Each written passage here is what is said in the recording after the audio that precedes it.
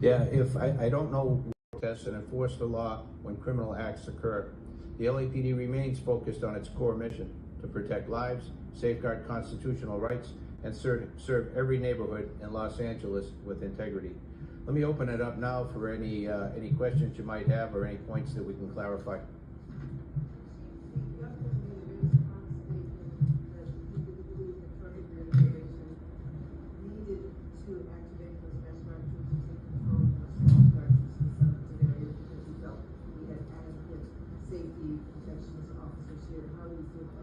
Yeah, how you would characterize the events that are unfolding in Los Angeles right now? Is it an emergency? Is it Fox News is calling it the LA riots? Is it a peaceful protest? What's happening? What are you seeing? Well, I mean, look, Donald Trump has created the conditions you see on your TV tonight. He's exacerbated the conditions. He's, lit the proverbial match. He's putting fuel on this fire ever since he announced he was taking over the National Guard. An illegal act, an immoral act, an unconstitutional act, and we're going to test that theory with a lawsuit tomorrow. Well, I was going to ask you that. Sorry to interrupt you, but Governor, so that's news. If you're going to sue the administration, tell me a little bit about it. Give us a preview of this lawsuit. Well, under his executive order, it specifically notes, and under what the DOD did, is they had to coordinate with the governor of the state. They never coordinate with the governor of the state. I've worked with the National Guard. We've deployed the National Guard. We did 3,000+ folks have been doing logistics work and fire recovery work, and they're fighting the fires, the rattlesnake teams. We did the same back in George Floyd. We have no problem working collaboratively in a mutual aid system with local law enforcement, but there's a protocol, there's a process. He didn't care about that. And the worst part, he completely lied. He said in a tweet that everything's now safe, everything's fine. Is that the case, Mr. Trump? He said because he deployed the National Guard. The Guard hadn't even been deployed when he said this. It's Orwellian. Simply lying to people. Unconstitutional, illegal act. His mess. We're trying to clean it up. Nonviolent protest is the one thing Donald Trump fears. Right now, in LA, Donald Trump has sent 2,000 National Guardsmen to put down what he's calling a violent insurrection. J.D. Vance has named it that today. Tom Homan has named it. His administration is coming out and saying over and over again that violence is being used against ICE officers. This was Donald Trump's Project 2025 plan from day one. All those guys at the Heritage Foundation, all those guys at Project 2025 carefully mapped out everything we are seeing. And a big part of their plan was to send thousands and thousands of ICE agents into U.S. cities, that they would flood our airwaves with mothers and fathers crying out for their children as they are dragged away by ICE officers. Show us pain day after day after day until American citizens would come out into the streets and challenge ICE. Then they begin to tell the story that this is a violent insurrection against law enforcement. Donald Trump's goal has always been to deploy the U.S. military against United States citizens. And this is why nonviolent protest is crucial. When we show up by the millions and protest nonviolently, we push back against authoritarianism in the most powerful and effective way known. And this is what Donald Trump fears most. So we need absolute discipline through the next phase of protest against Trump's ICE, against Trump's absolutely authoritarian, big, beautiful bill, against everything the Trump administration is doing right now to turn the United States of America from a democratic republic into an authoritarian kleptocracy. And thanks to all of you for holding the line against any kind of violence in these protests. We talked for almost 20 minutes, and this issue never came up. I kept trying to talk about L.A. He wanted to talk about all these other issues. We had a very decent conversation. When was this? This was late Friday night, I think about 1:30 plus his time. After the protests had started here? After the protests, and he never once brought up the National Guard. He's a stone-cold liar. He said he did. Stone-cold liar. Never did. It was a very civil conversation. I've always wanted to approach engagement with the President of the United States in a respectful and responsible way. But there's no working with the President. There's only working for him. And I will never work for Donald Trump. I'm at the federal building in Los Angeles where Trump's immigration agents have reportedly detained hundreds of people in a basement this week. ICE agents raided several locations here in LA County in the past few days, and protesters have pushed back, prompting Trump to call up the National Guard. But just as we saw with the wildfires in January, there's a lot of misinformation going around, so I want to clear up a few things. Number one, LA is not out of control, and most of the area is not seeing protests. Los Angeles County is huge, covering more than 4,000 square miles with nearly 10 million residents. It holds the largest population of any county in America. So most LA residents are watching this on TV, not witnessing it in person. Number two, Los Angeles City Mayor Karen Bass is not the mayor of Los Angeles County, where the protest took place Saturday in Paramount. LA County is governed by a separate board of supervisors. The LA City population is 3.8 million people compared to 9.6 million in LA County. That means 60% of the population of this county does not fall under the mayor's jurisdiction. Number three, despite all these high-profile raids with masked ICE agents, the Trump administration is actually deporting fewer people per month than the Biden administration did last year. Trump has been slow to release new numbers, but the most recent monthly data shows ICE deported 11,000 people in February of this year compared to 12,000 deported in February 2024 under Biden. And somehow Biden did that without raiding Home Depot parking lots to pick up Hispanic day laborers. That's why White House official Stephen Miller set a new quota for ICE to arrest 3,000 people a day, even though they don't have the capacity to hold them anywhere.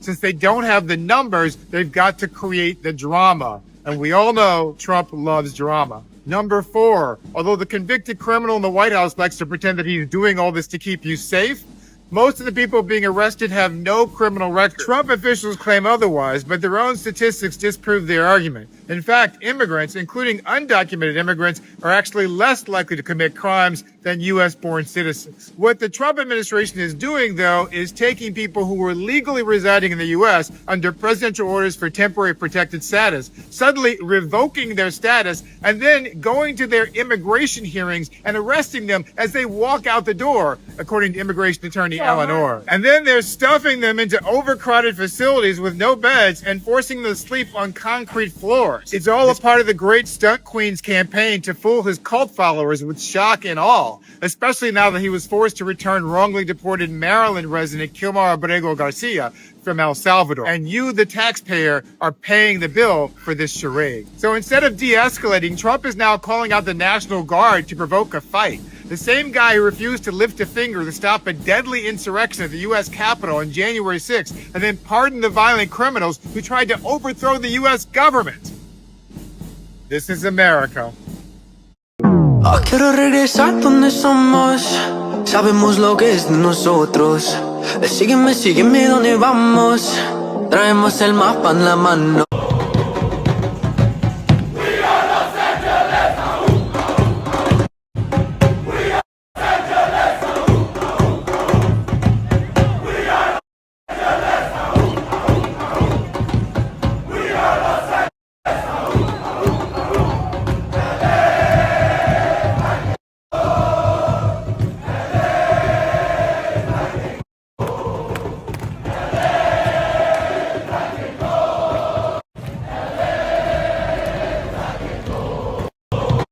We have a president who is moving this country rapidly into authoritarianism.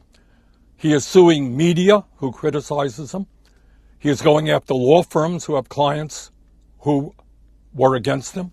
He's going after universities that teach courses that he doesn't like.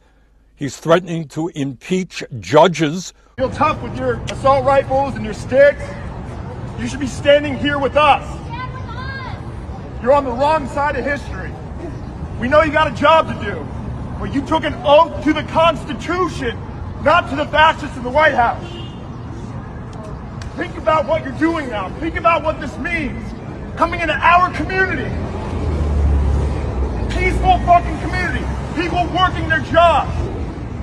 They send in men in military fatigues. Weapons of war into our communities. And you stand here and you allow it. I am sick and tired of it. You should be sick and tired of it. You think any of these people in the White House sending you these commands give a fuck about you? Not one of them do. They laugh at you. Our president laughs at you. He calls you fools. He said the people who died overseas in the military, We're chumps. That's who you're offending right now. Every last. Think about your place in history, ladies and gentlemen. Ask yourself when you wake up tomorrow. I don't know if you have kids. Ask yourself the future you want for your children. Is it this? You can answer me. Is it this? Do you feel good about this? It's time for the Trucker John Livestream. Gonna be a good time. Oh yeah. The Trucker John Livestream. Come along for a good time. It's a good time, good time, good time, good time. Trucker John Livestream. It's gonna be a good time. Gonna be the time of your life. Gonna talk some shit. Hush your mouth. Gonna talk a little smack. Gonna talk whatever comes of it. You're gonna always wanna come back. Well, yeah, it's the Trucker John Livestream. He's the biggest, baddest, funniest mother you've ever seen. Watch your mouth, he's headed south. Not even sure what that means, but if it's one thing I know, the Trucker John Livestream is the best thing you've ever seen.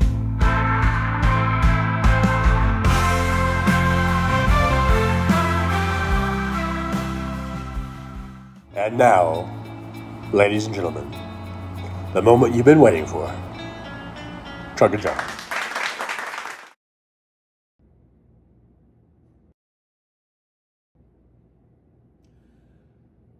Hello, hello, hello. Let me know if you guys can hear me. I'm not on the external mic. I'm using the microphone on the camera. So hopefully, I see a thumbs up from Jolie. If the sound's okay, let me know. And if I need to do the other mic, I can do the other mic.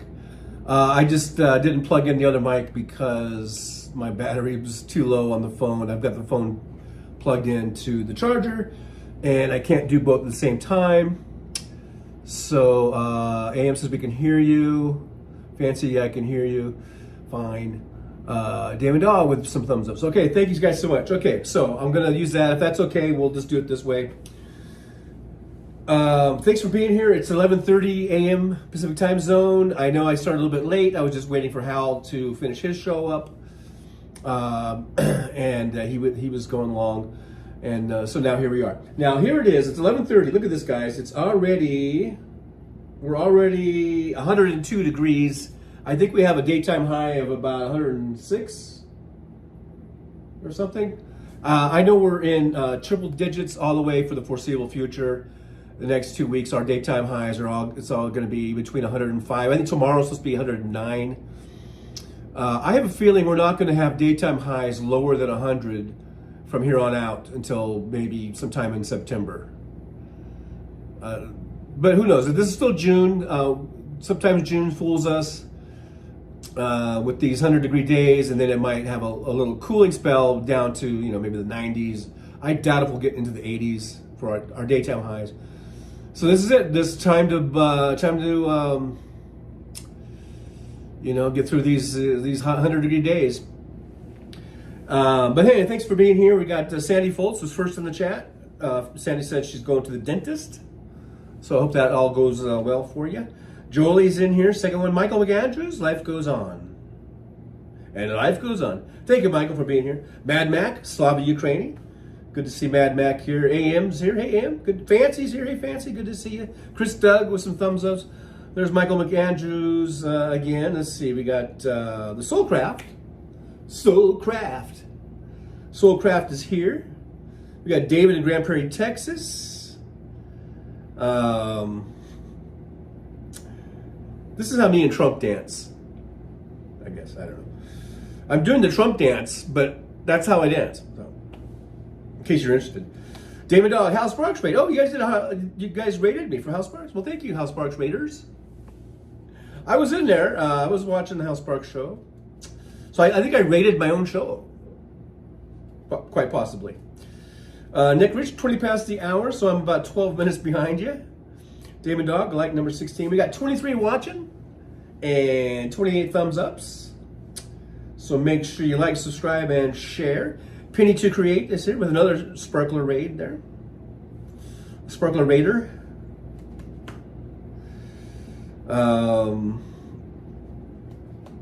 Let's see here. Terry Taylor's here. Hey, Terry, good to see you. Thanks for joining us. Josh is here. Josh. Hey, Josh. Midas Kevin Anderson, Double O Kev, is in the old driver's lounge. Thanks for being here, Kevin. Damon Dog says, Friday at the protest, I had 5,749 steps. That's a lot for my fat ass. Yeah. Do a lot of walking when you do those type of events out there. Pity to Create says, we've got Taco. Now I'm labeling him Flan, or Flan, right, Flan. Failed loser, always needy. That's a good one. Nick Rich, no kings, right? That's right, no kings. We don't have kings here in America. We have assholes. Everyone's trying to come up with a name for Trump. And I posted this over there at the Hal Sparks. I just said, I just call him asshole.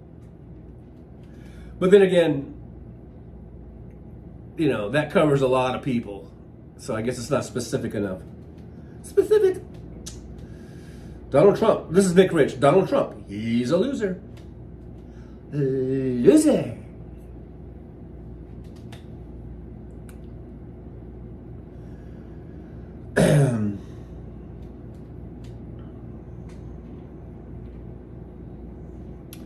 Midas Kevin says, says that Jolie, the German Prime Minister, visited Trump. He goes, this is the birth certificate of your great-great-grandfather, Fred Trump. You are an immigrant. Yeah, I guess. Well, his great-great-grandfather was an immigrant. Paul Burrows is here. Paul Burrows says, I will not comply.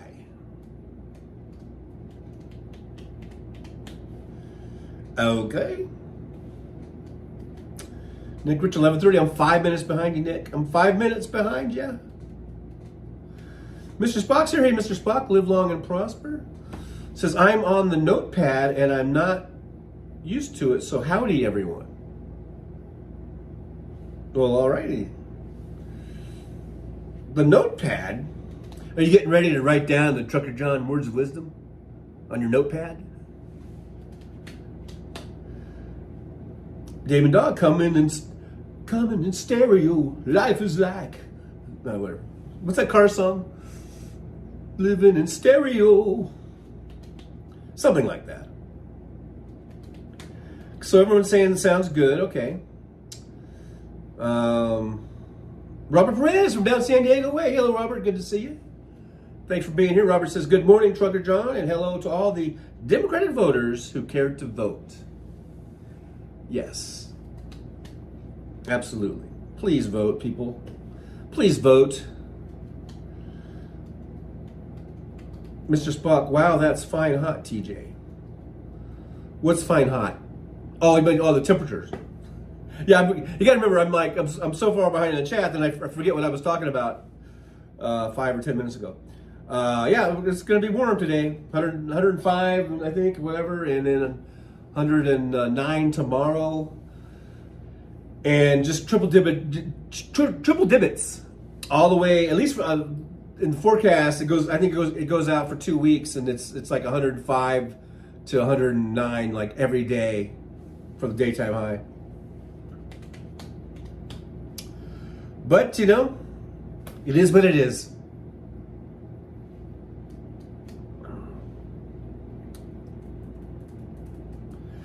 Josh is really happy about a replacement bulb of some sort. It wasn't damaged. AM, what's the humidity? The humidity, I don't even, who cares? There's no humidity here in Vegas.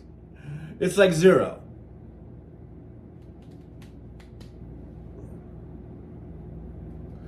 Jolie says still in the 70s over there in Indiana, I guess.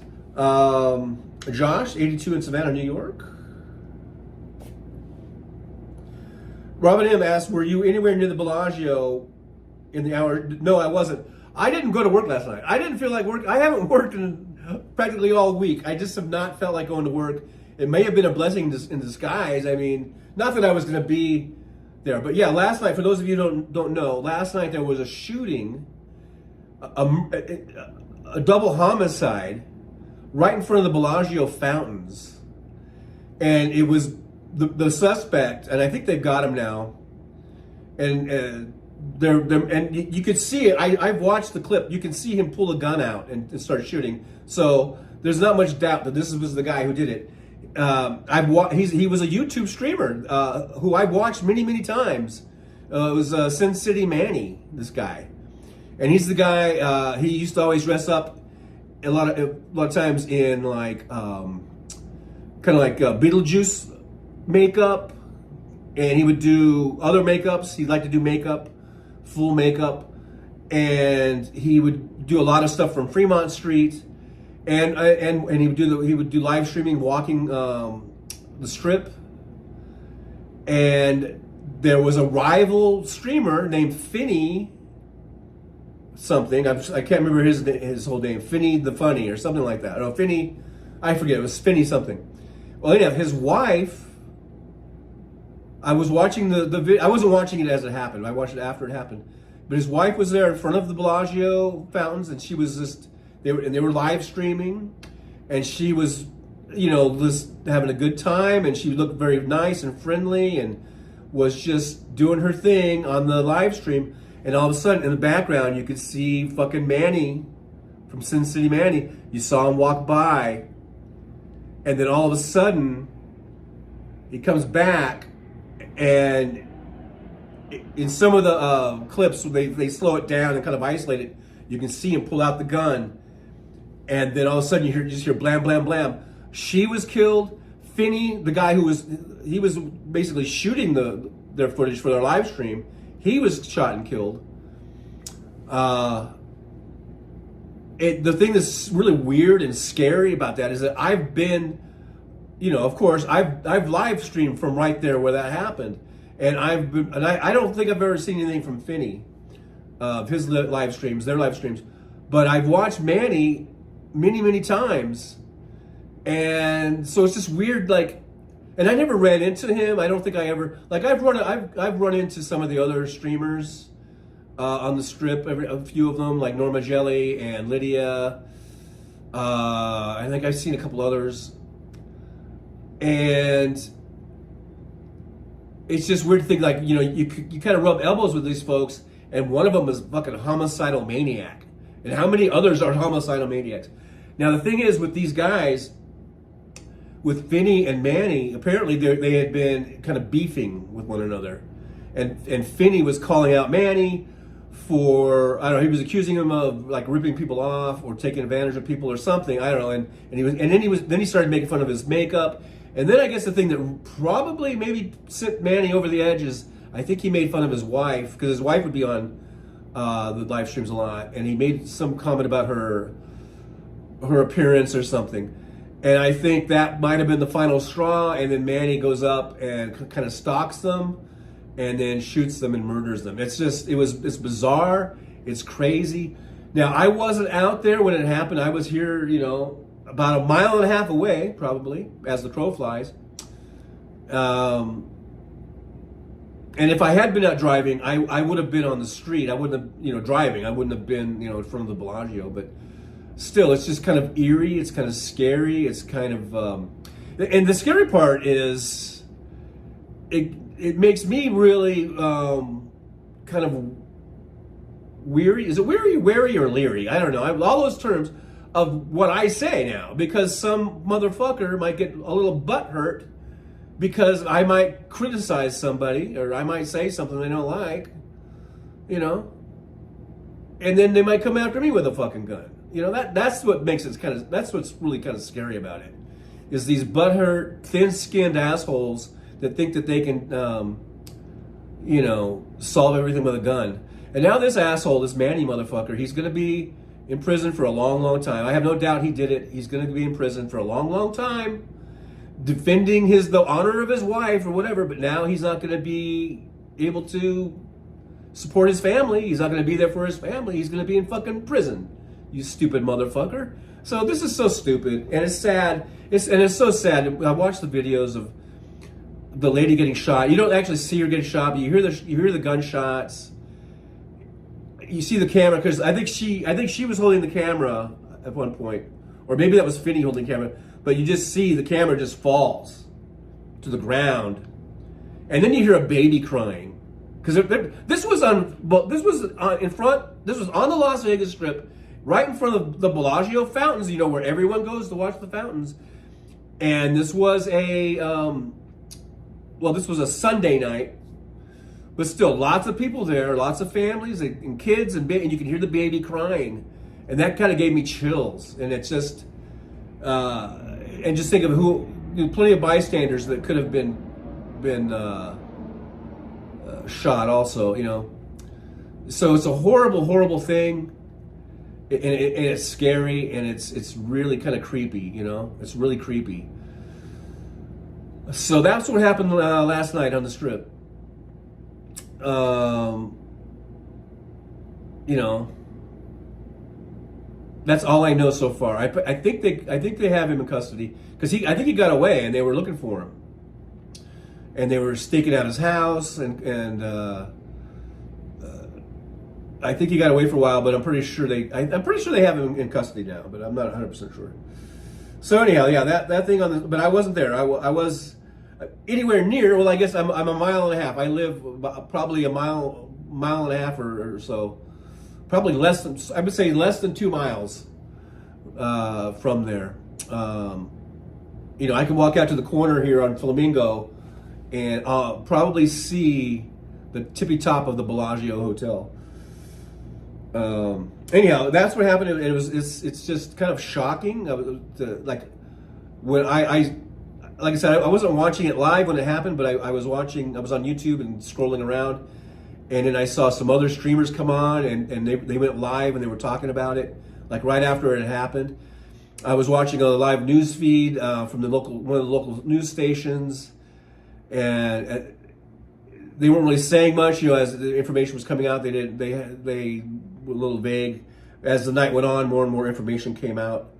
But it was really, it was just a kind of a shocking thing to me, especially since I've been there, I've walked there, I've live streamed there, and I've watched that live streamer on many times. I've watched that live streamer, the shooter. The other ones, the victims, I don't believe I've ever seen them. But still, it's all shocking and it's horrible. And I hope that they throw the book at that motherfucker. You know. I hope he never sees the light of day again. This guy, this shooter.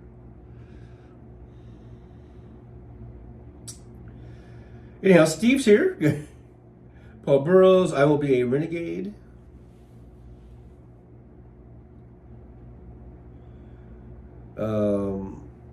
Nick Rich calls Trump Diaper Dawn. William is here. Alvin Stu. Hey, Alvin, good to see you. Thanks for being here. I do appreciate you.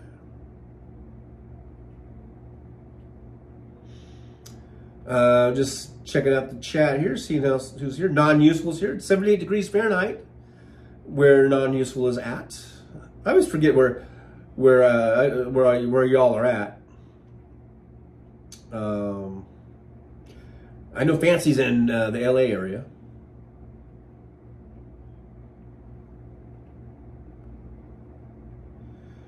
Nick Rich, the cameraman too. Well, Finney, that's his. I forget the exact name, but Finney was shooting the video, I think, and of his wife. His wife, I think she was holding a little microphone, and she was talking, And then there was one shot where Finney turns the camera on himself just to get himself in the shot for a couple seconds, and then he goes back. And then when the shooting started, I think he was holding the camera, because then you just see the like the camera fall to the ground. That's probably Finney being shot and falling to the ground, you know.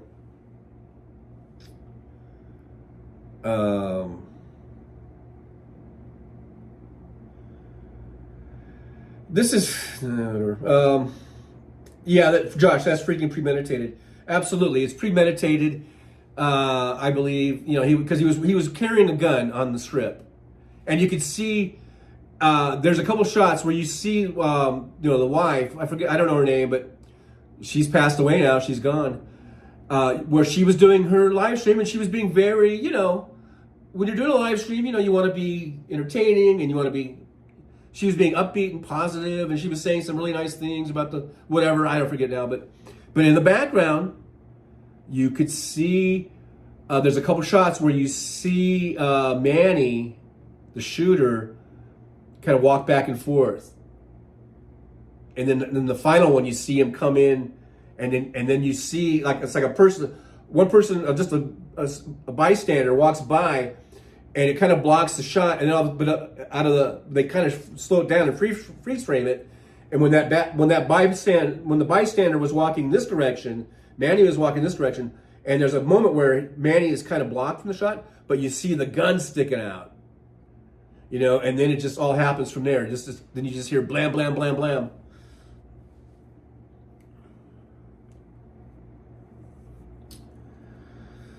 Terry Taylor says, well, that is the St. TJ. Idiots walking around with loaded guns. What could go wrong? Yeah, well, I'm pretty sure it was concealed. I don't think he was open carry. I mean, I think he had it tucked in his waistband or something. But, you know, who knows?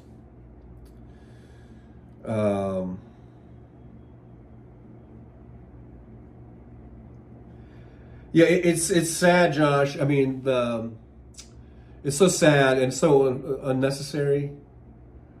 You know, and apparently this Manny had a history of confronting other streamers before.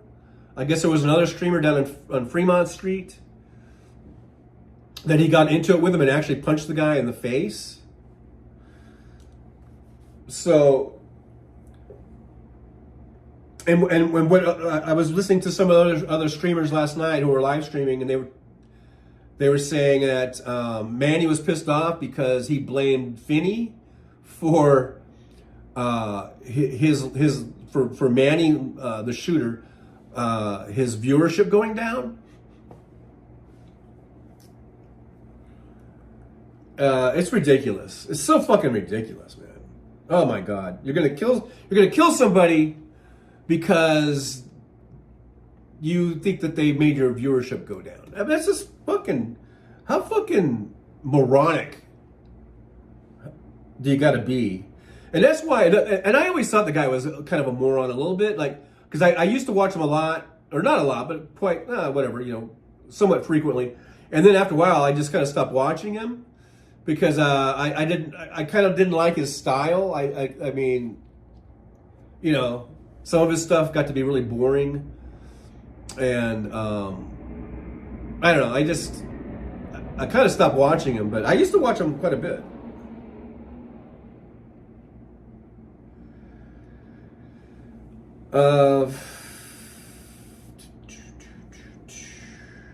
Just skip it on down.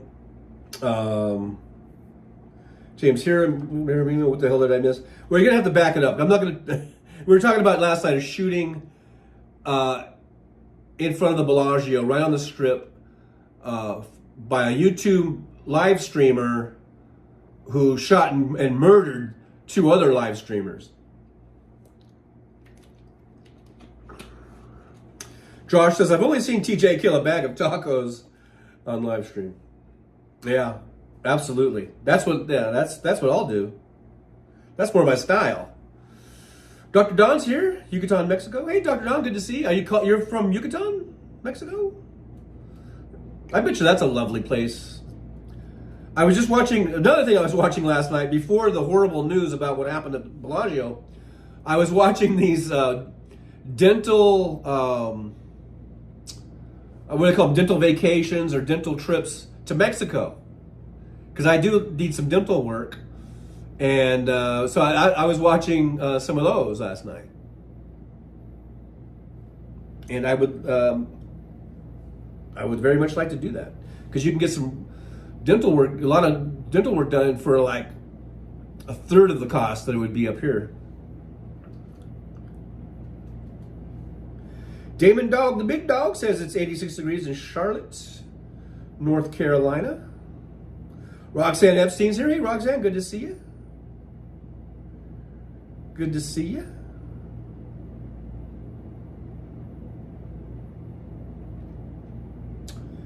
I'm just skipping on down. Fancy. So there were red flags. Yeah, I mean, who would think he was going to actually like shoot somebody, you know? But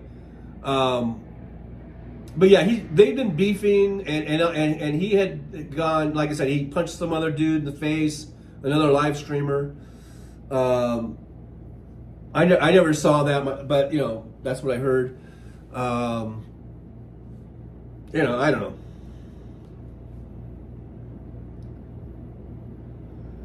Nick Rich, self-defense ain't murder. Well, this wasn't self-defense, so I don't know.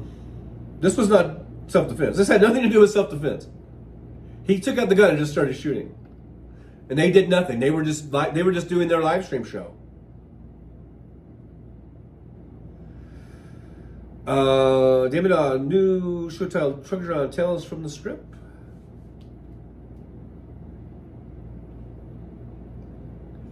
Fancy try the USC School of Dentistry, TJ? Do they do dental implants and not the day all in a day? I want the 4-in-1 or the 3-in-1. I don't want the all in a day deal.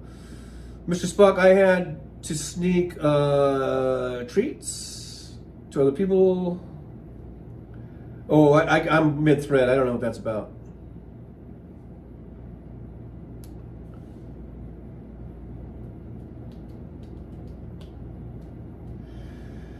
Sarah Taylor, was Manny a liberal, TJ?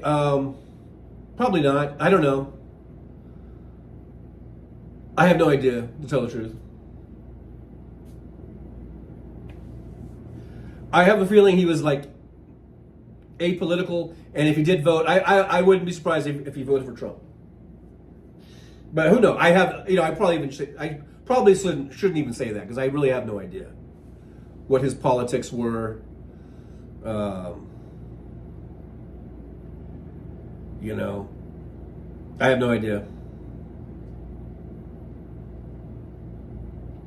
He pretty much just, you know, did kind of the typical thing, walked around Fremont Street, walked up and down the Strip, and a lot of times with his wife, and they would just, you know, they were fine for the most part.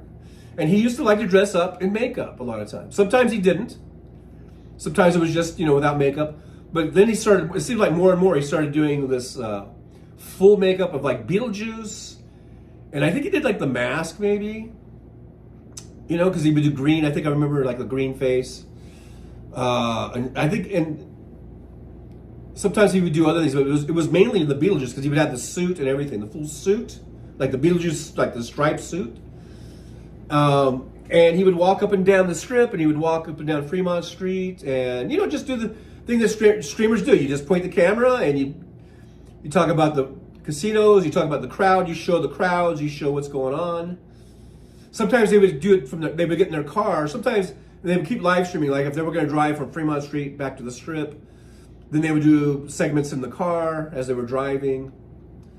But it was all pretty much just standard, like, Las Vegas stuff, you know, talking about the Strip and the casinos and the people and stuff like that. But, you know,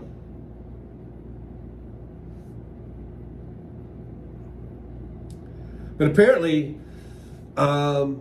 people were complaining about him about, I don't know what the thing was, that he was ripping people off or something. I don't know what that was about.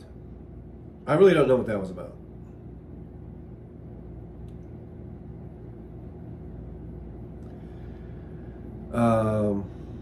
Fancy, I don't know all that, laughing out loud. I can talk about the various types of dental implants. But yeah, I'll probably Google them and check out their website and see what they got.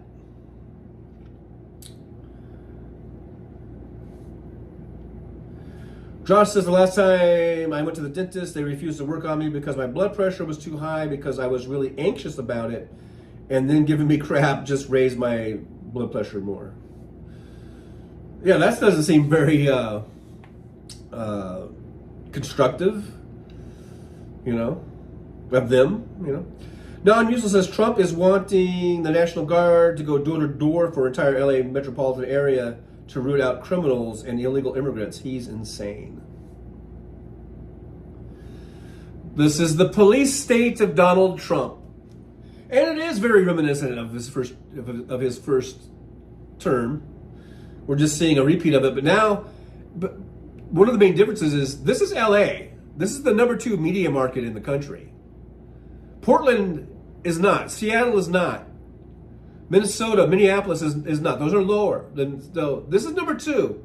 So this gets a lot more play. And so Donald Trump is probably exactly what he wants. And it's also going to distract from, I think the main thing he wants to distract from is the Elon Musk thing. Because the first thing I thought, or one of the first things I thought, when Abrego Garcia was released from the prison going to be released and sent back, my first thought was, oh, how convenient, because that was when that came out, like the day after all the Elon Musk Trump thing was going on. I mean, it was like the next day Garcia is being released from the El Salvadorian prison. And my first thought was, oh, convenient how they can all of a sudden get him out to try to get some of the heat off of the Musk thing and put it on here. And I think a lot of that with this LA thing is distraction too, to keep the heat off of Trump and the Epstein files. But it's also a part of the playbook too. They want to round up immigrants, and they were only doing it at a rate of, what was it?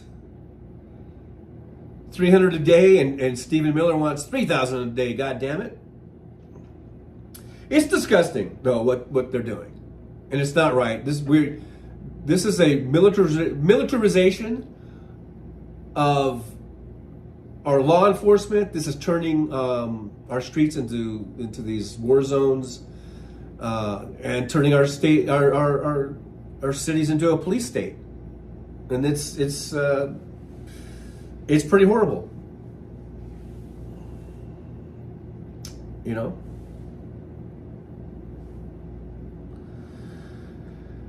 James Williams says, good afternoon, Trucker John. Good afternoon back at you. We are in the afternoon hour now. It is 12:01 here, so yeah.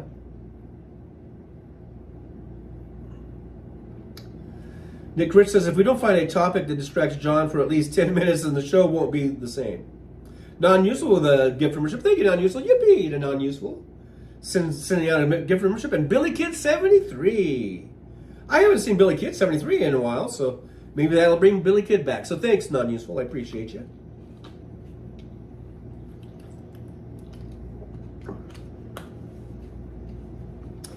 And Fancy with a gift membership. Thank you, Fancy. Yippee to Fancy. And Floyd Price received that. So thank you. Maybe Floyd will come in and say hi. Thanks. Thank you both. Non-useful and Fancy. Yippee up to you. Oh, Brooklyn here. Brooklyn, New York. 471. What, are you kidding me? Thank you, Brooklyn. Thanks for being here. Appreciate you. As always. Coming in and hanging out with us. Yo, it's Brooklyn, says Josh. And I'm sure Josh was saying it in some sort of a Brooklyn accent. Yo, it's Brooklyn. Paul Burrows says, I joined a dating site for people my age. It's called Carbon Dating. Robert Perez says, I know a dentist in Tecate, Baja, California, who does good work for a decent price. Does he do dental implants? A full set. Mr. Spock, last time I went to the dentist, I bought some, is it nitric oxide or something? Oh, yeah. On Amazon, breathed in a bunch and popped the tooth out. Out.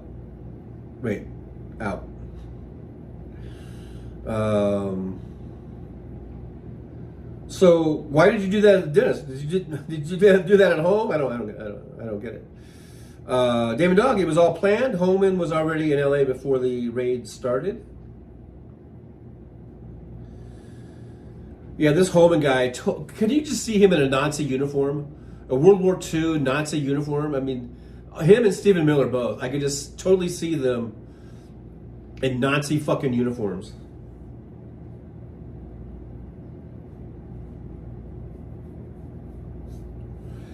Uh-oh, sounds like there's a...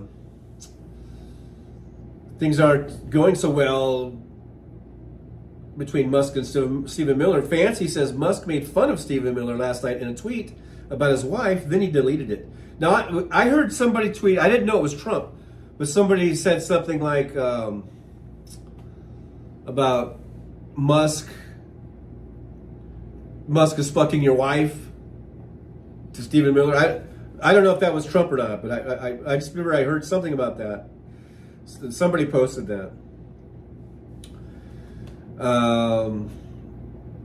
Chris Doug, hey Chris Doug. Chris Doug says the management of Grindr app is threatening to release the identities of prominent Republicans in Florida if they do not stop passing homophobic and transphobic legislation. Brilliant. Wow. Yeah, if they're going to be, hypocritical like that, then I'm all for it.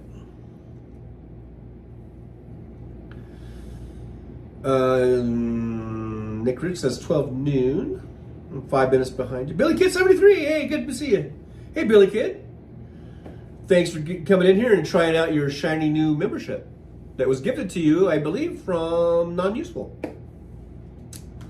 So thanks for hanging out with us for a bit. I hope you'll stay. I hope you come back. We're just like AA here. One day at a time, and I hope you come back. Rob Perez says, hey, did Elon Musk park his Doge in Stephen Miller's wife's garage? Fancy says he did something, Robert, I don't know what. Mr. Spock, anyone else do home dentistry? Okay, so you did do that at home. So I guess you went to the dentist first, and they told you all the shit you had to do, and then you just went home, took the nitrous, popped that sucker out. Okay, now I get it. I'm a little slow in the uptake sometimes, Mr. Spock.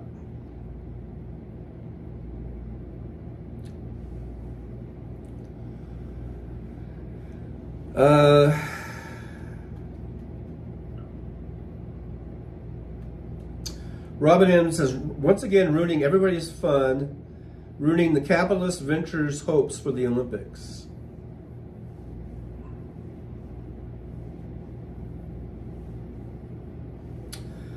That's why I think that eventually there's going to come to a point where not only is Trump pissing off, us, mainstream or working class folks, including the maggots. He's going to start pissing off the maggot base once they start losing their Medicare and their benefits and whatever.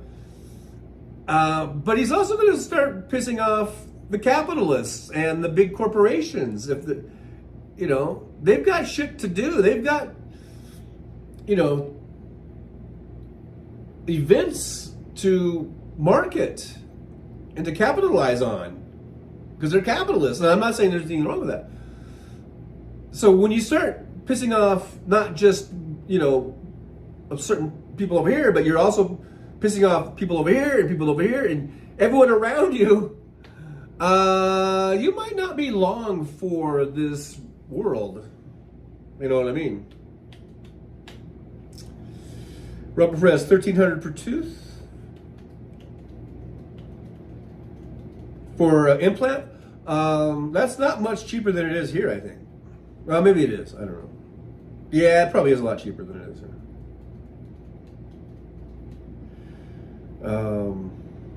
Oh yeah, Brooklyn, New York says an Australian news reporter was hit in the leg by a rubber bullet while hurting. It hurt like I saw that clip. I just saw a part of it because I was watching it on my phone in my bed. And my reception over there, when I'm sitting over there, is really super spotty. You know how we get buffering here? When I'm over here in this part of the room. And this is the best part. When I'm over there, it's really bad. So I started watching that clip, but then it just froze. And so I didn't really see her reaction. But I saw the caption, I saw her started reporting, and then the stupid thing froze, and then I didn't feel like walking over here to watch the rest of it. Because that's what happens. Sometimes I'll be in my bed watching videos or whatever, and shit will freeze up. So then I get out of bed, I walk over here so I can watch the goddamn thing. And anyhow. You guys probably didn't need to know any of that. Robin M, got to go outside. See you later. Hey, Robin M, well, thanks for being here. You're probably already gone, but anyhow, thanks for hanging out for whatever time you can get. We'll take whatever time we can get with you. Josh, does brushing and flossing count as home dentistry? No, that counts as just proper dental hygienic care, I think.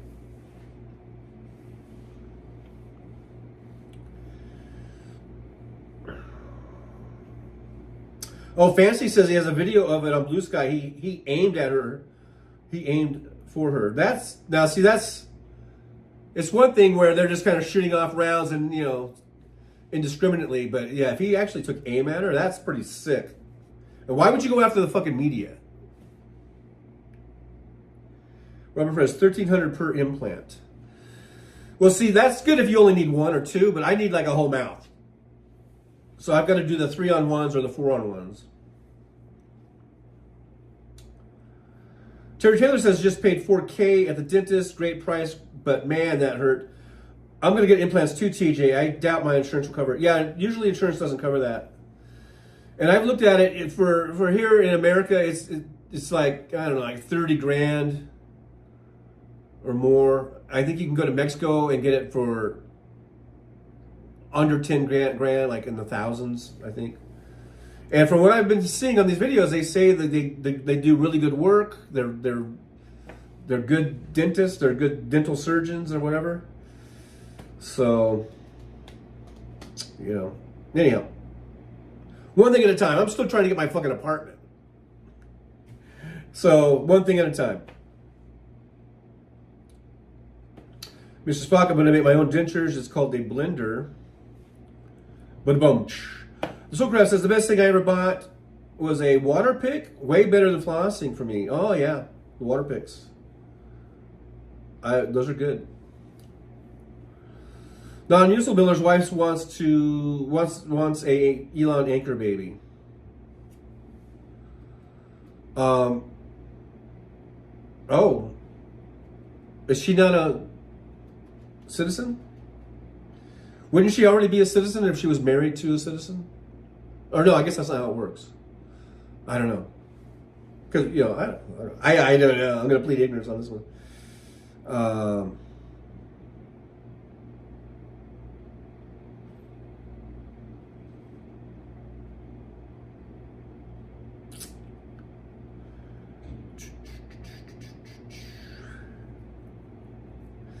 Oh, were you talking about this Vegas shooting, Fancy? I thought we were talking about the Australian reporter.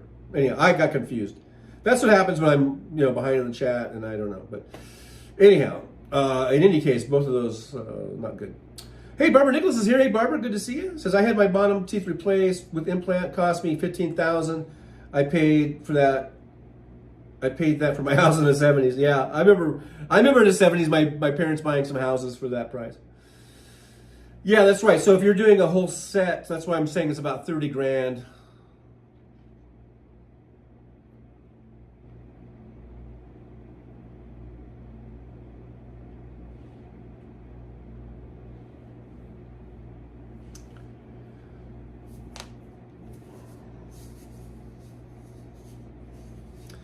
Mad Max says, I'd like to see FIFA move the World Cup to another country next year. It's just, America is just too unsafe. That's what they should say. They're already, other countries are already issuing, travel advisories and advising people to stay away from the U.S. And I can see it here in Vegas. I mean, I didn't drive the last few nights, but I guess I was out Thursday night or Friday night?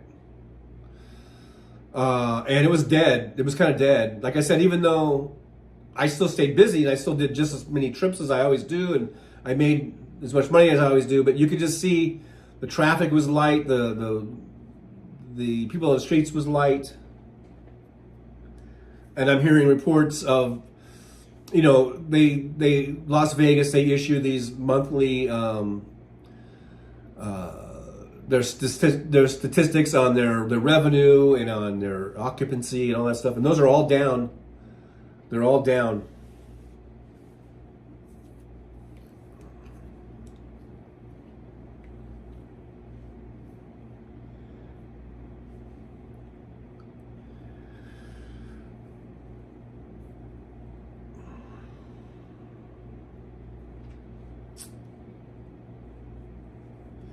Fancy, one of them was point blank. Are we talking about the Vegas shooter? I think both of them were point blank.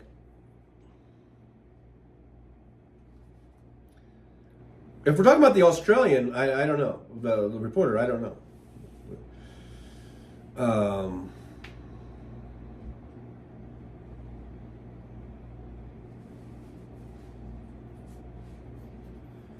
I'm just looking in my pocket. I got a bunch of change I didn't know I had. Josh says Lolo's Lounge got hit in the back by either a rubber bullet or a pepper ball. Who's Lolo's Lounge? Who the hell is Lolo's Lounge?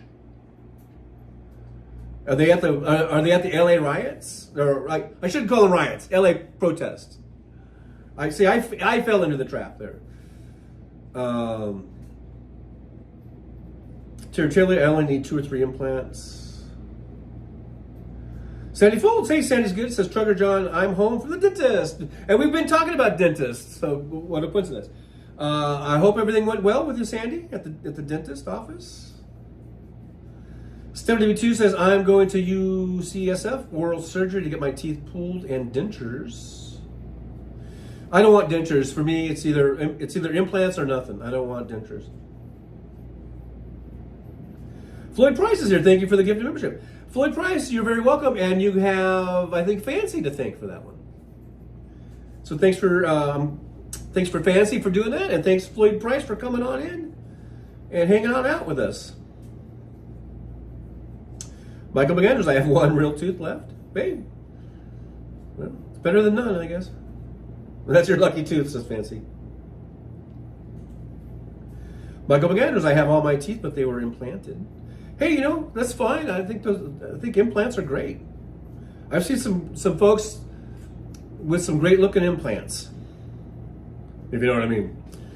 Fancy Sandyville says the Salvation Army down the street is having a free barbecue tonight. Wow, that sounds awesome. Non-Useless says Cancun, Mexico. Total implant of the mouth starts at 10 grand in Cancun, not Can. That's a whole other place. Damon Dog, water pick equal bidet for your mouth. Bidet, not bidet. Bidet. Oh, bidet, sir. No.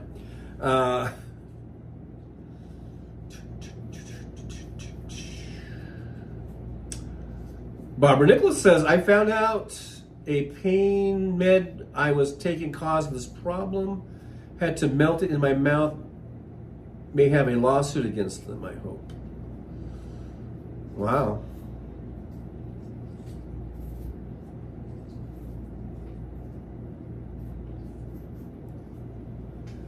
Fancy shooting reporters will probably get noticed. Chris Doug says Trump tripping up on stairs is just foreshadowing of things demonstrating his mental and physical decline. He's up for a rude awakening. And that should go just as viral as whenever Biden fell down, right? So let's see how fair and balanced is Fox News. Are they going to put the Trump stumbling on a loop like they did with Biden? I think we all know the answer to that. I guess I'm being a bit rhetorical. But just highlighting the double standard and the hypocrisy of news outlets like Fox News, which probably didn't even cover it.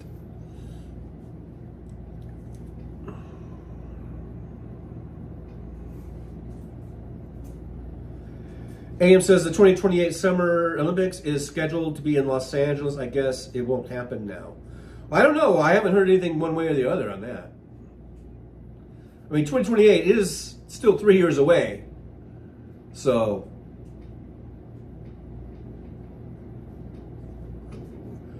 maybe under President Vance, things will calm down a little bit. I don't know.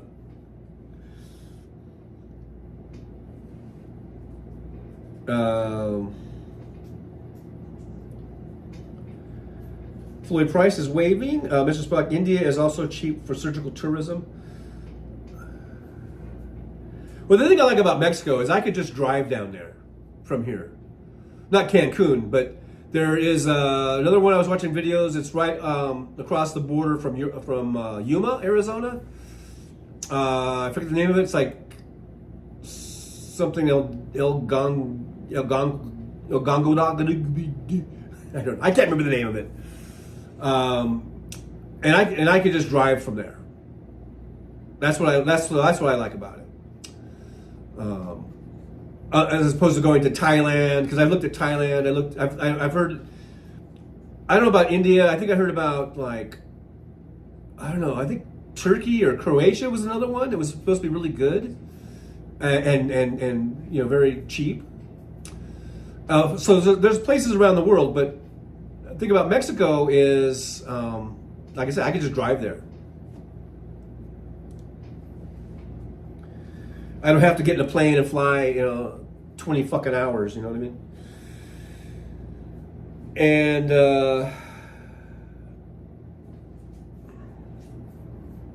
Josh says Lolo is another streamer. She's been at the protests in LA. Okay. Well, I hope she's all right. She got pepper sprayed. Oh, I did see. You know what? Did I see that one? I might have been watching that one. I don't think it was Lolo. I think it was another one where I saw some people. They were filming. One was a guy and one was a lady. And then they just sort of cut to, they were filming themselves, and I think they had poured milk on their faces, because I guess that's what you do if you get like tear gassed or something. I don't know if that was Lolo. I think it might have been somebody else.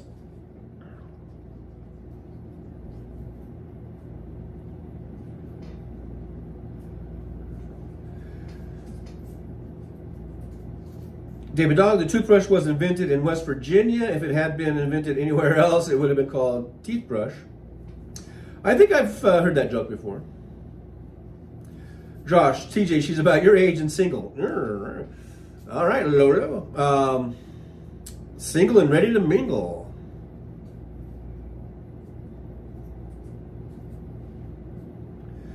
Brooklyn says at least President Biden could ride a bike.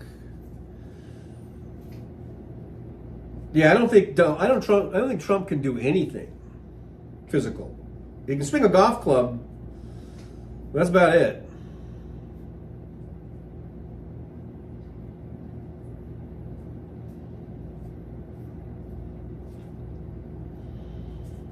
MJ Daniels here. Hey, MJ, good to see you.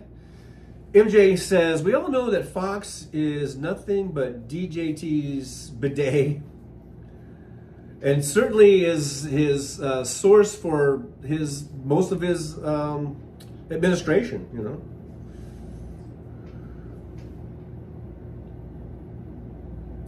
Christina Weibel's here. Hey, Christina, good to see you. Thanks for being here. I do appreciate you. Golf Marine's here. Hey, Golf Marine, good to see you. And the Golf Marine says, all you pacifists, it's getting time to figure out which way to run. I know which way I'm running. Well, I think we can protest peacefully, and I think that's the key. I think we need to have the discipline to protest peacefully. And I think that gets us, that gets our message out without it getting convoluted, or the moment we start getting violent, that's when everyone on the right wing will say, see, look, they're all a bunch of violent Antifa, or whatever. And that's why when I saw the burning cars yesterday, I guess they set a Waymo car on fire. Someone set, I think, a police car or something else got on fire. And I don't know who did it. My first thoughts are always like, okay, who did this? Was this a saboteur? Were these actually, some provocateurs or saboteurs that are going in there? And I think a lot of times it turns out to be the case. Of course, the man in black with the black umbrella in Minnesota, who was starting those fires and trying to blame it on BLM, turns out he's like a, Boogaloo Boy or whatever he was, some sort of white nationalist. I think that happened I think it might have been Georgia or somewhere in Atlanta. This is a few years, going back to the first Trump administration, I believe. Someone set, I think it was a Wendy's on fire, and they trying to blame that on protesters, like BLM protesters, and they didn't have anything to do with it. That was someone else trying to make, just trying to make it look like it was them. So I saw the fires yesterday, Waymo car. For those who don't know, Waymo is a driverless, like rideshare vehicle. And I think another vehicle got set on fire. And so my first thought was, okay, before I go off on the protesters, who really did this? And I don't know who did it, but in any case, it's important, I think, for the protests to remain nonviolent and peaceful. And the key to it is having the numbers. Like, I think it was it in those clips I played? I wasn't Gavin Newsom, but it was that other dude. I don't know his name, but like if you start getting 1 million people out there, and you're protesting peacefully, that has more positive impact than anything. And if people start lighting cars on fire and smashing windows, or confronting officers, that will go in the opposite direction. And all that does is have people say, see, they're just violent. They're just violent thugs. So I think it is very important to be disciplined in these protests and to keep it peaceful. Keep it peaceful. The thing is showing your numbers. If you have big numbers coming out, that will be just as effective. And if it's peaceful, that will be just as effective and more effective, I think, than any type of violence or destruction or vandalism or anything that you could do. That's not the way to go. So if you want to call that pacifism, I don't call that pacifism. I call that smart. I call that fucking smart. Smart strategy is to remain peaceful. Keep it peaceful, non-violent, non-destructive. You will always, I think, get way more bees with honey than you will with vinegar. MJ Daniel says, a caller to the Tom Hartman show this morning actually watched the LA coverage from CNN and Fox, and no surprise at all, Fox showed footage of the same exact scene that made it look violent. Yeah, they will doctor things, they will edit things, they will even show things that weren't even from that protest. It might even be something from another country, and they'll say it was LA.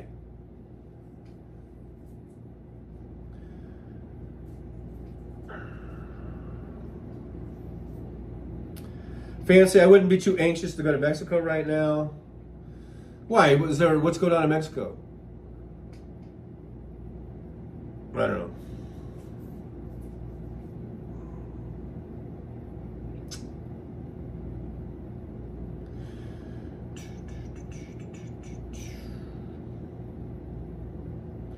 James Williams, to my point that I just made, the media has been using clips from 2020. And by the media, I think it's probably fair to say it's probably the right-wing media that does that.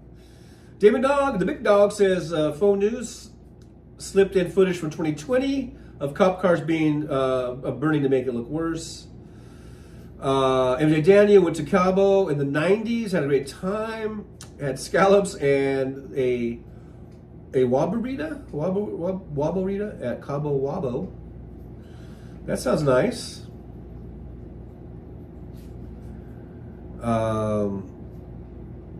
Sandy Foltz, TJ, you have to be very careful when you drive your cab. I realize.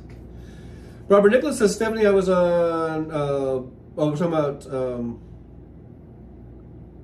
the medication or the sedative or whatever for this dental, I guess it was a dental, oh, no, this is back. This is for your back, back procedure there. Sandy Foltz, I just got a cleaning at the dentist. Awesome.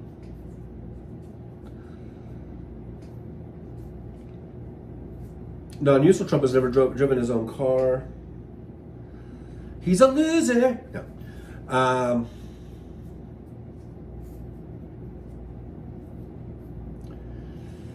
Nick Rich says Donald Trump can't walk between two holes yet alone a full course. Bone spurs, right? Sandy Foltz, it's 75 degrees in Niagara Falls. That was pleasant. I think 75 degrees is probably the perfect temperature.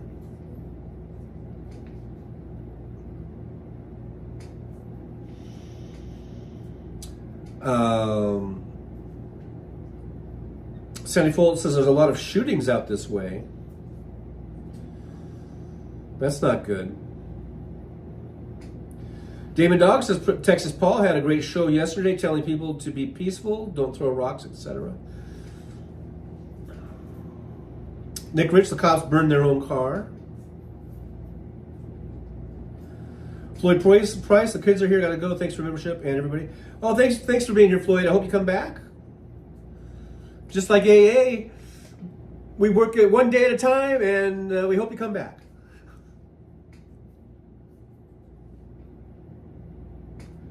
Christina says, burner phones if you protest.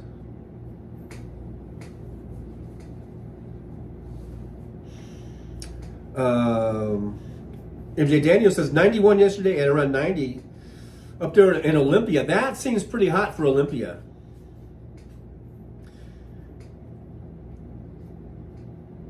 There's Jolie reminding us that we have channel memberships, super chats. We do have super chat goal going on. You can also support the show by liking, subscribing, and sharing, or you can buy me a coffee over there at buymeacoffee.com.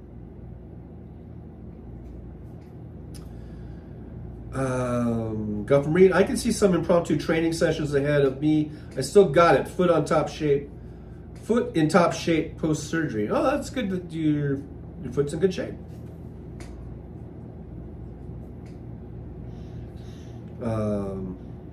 Josh says it was 3-way mows. Okay. Fancy says 69 here in LA. Darn slutty tip. That's funny. Christina Wild says, when they cause damage, film it. Absolutely. Film the culprits. That's what they did with that man in black, with the black umbrella. This dude was like 6'7", and he was wearing all black. Right? This is the one in Minnesota from way back. They filmed his ass, and I think that, was what they were able to identify who he was based on that video.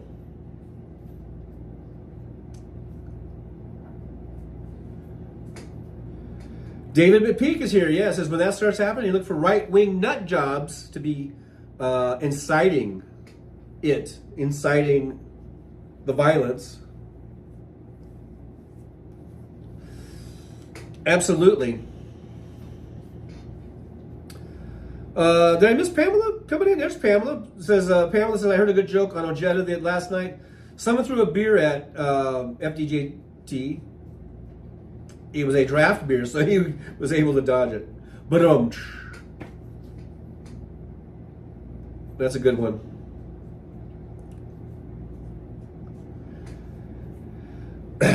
David Dog, you might not get back in from Mexico.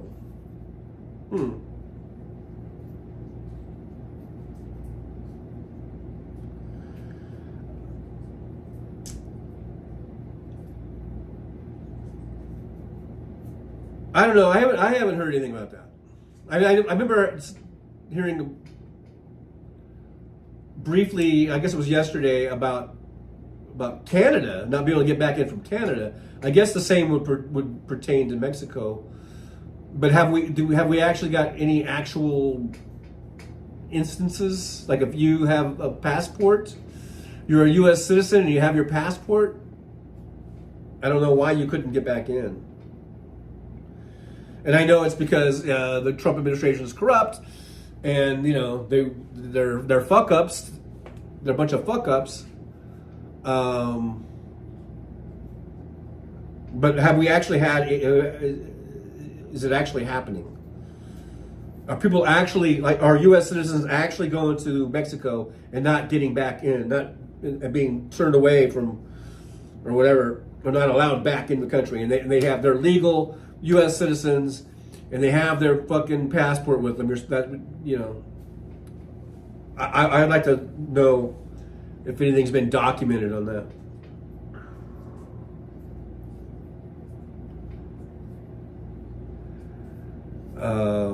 Yeah, James Williams says, one man stopped tanks in Tiananmen Square just by standing.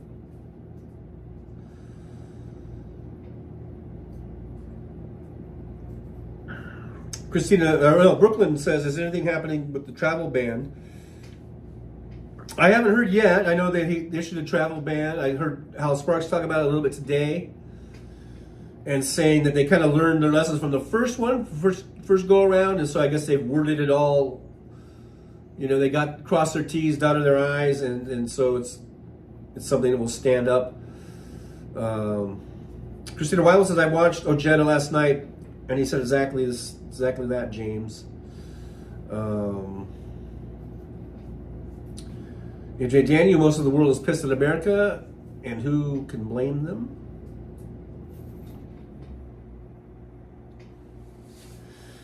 Paul Burrows, I'm so old, I went into an antique store and they wouldn't let me leave. But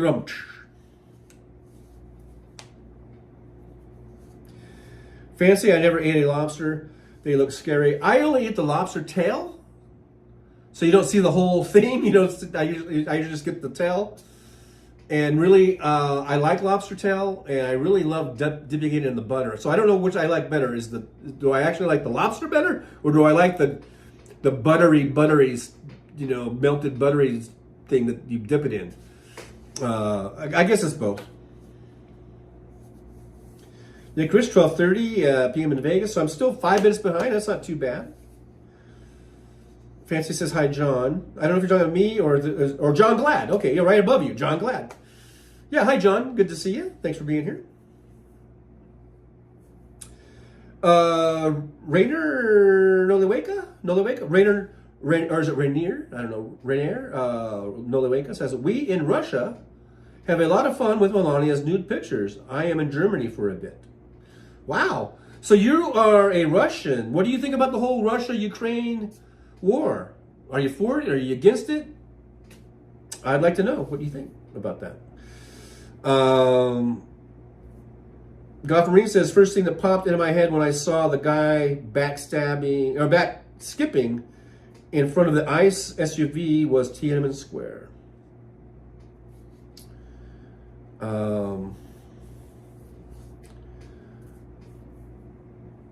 MJ Daniel, this just in. We have breaking news. The Big Bear Lake Eagles are out of the nest and hanging around together. We'll have more on that later, along with weather and traffic. Feel-good story of the day. James Williams says, I always get treated very well in Mexico, but I'm Canadian, so it may make a difference. I love Mexico. I think it's called Mexico.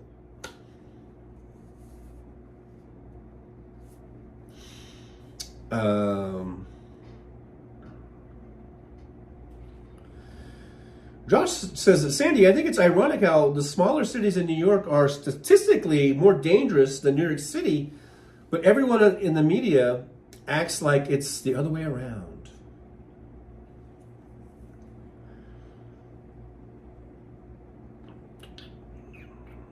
Golf Marine says, confront suspicious characters at protests, keep an eye out. Absolutely. Keep your head on a swivel.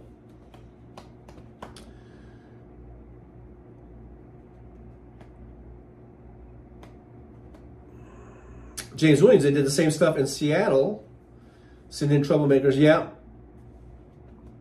And Hal Sparks was touching on that today on his show, by the way. Fancy says, I'd worried more about Mexican people being really mad at us right now. Well, some of these cities, like the one that's right across from Yuma, I think Cancun, some of these places, I mean, they are, not Cancun, I mean, Cancun is also, heavy tourist. But there are, some of these places are really dependent on medical and dental, I don't know if you call it vacation, whatever you call it.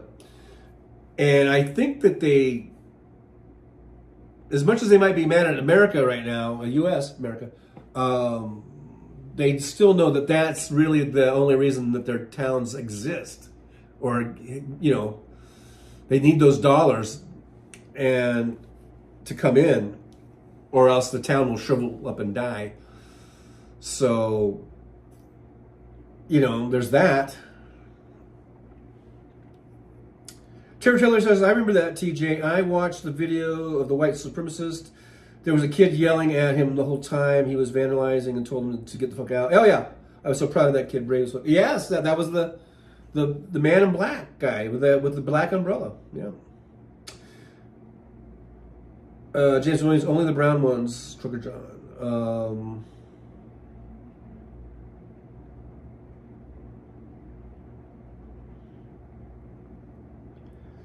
Golf Marine, my local crawdads are thoroughly tasty. I don't think I've ever had crawdads or crawfish. I don't think.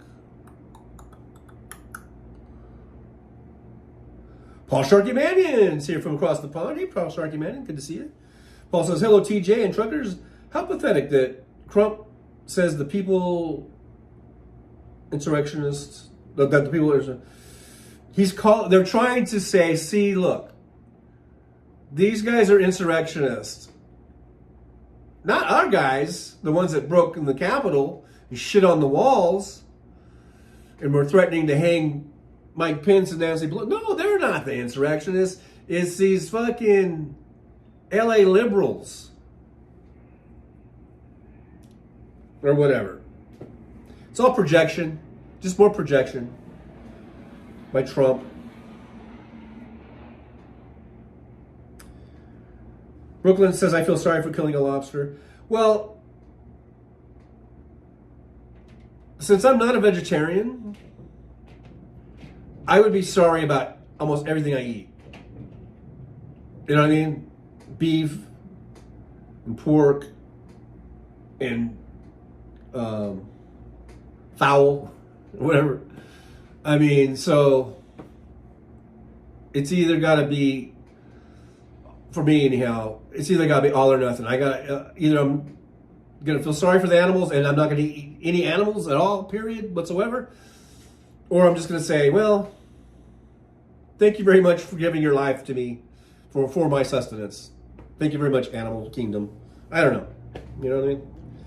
I know, but I know what you're saying. Yeah, I know.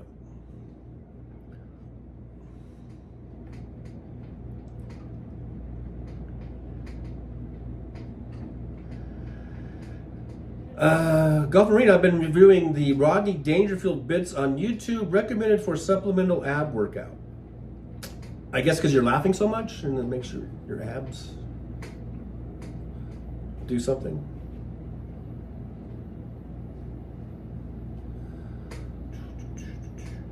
Golf Marine, I call them little tiny lobsters, the crawdads, yeah. Fancy says shrimp are rubbery to me. I like a good like a shrimp cocktail every now and then, you know, or the I guess when they're deep fried. Yeah, I don't really get them that often. So, but when I do, I sort of chow down on them.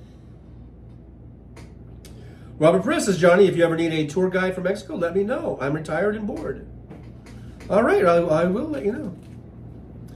David McPeak says, you know, we're in trouble when the government in Mexico is more abiding than more law abiding than us. Right. Absolutely, yeah. Mad Max says, all eagles are flying now. Gizmo finally. This just in, an update on the earlier report from the Big Bear Eagles, I believe is what it is. Mad Mac coming in here says, all eagles are flying now. Gizmo finally flew on 7 June. It was great. Her sister Sunny had been flying for over a week. All 4 eagles had a fish lunch together, pairing it with a nice Savernet.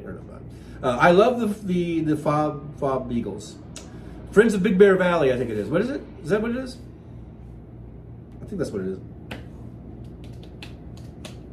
Fob.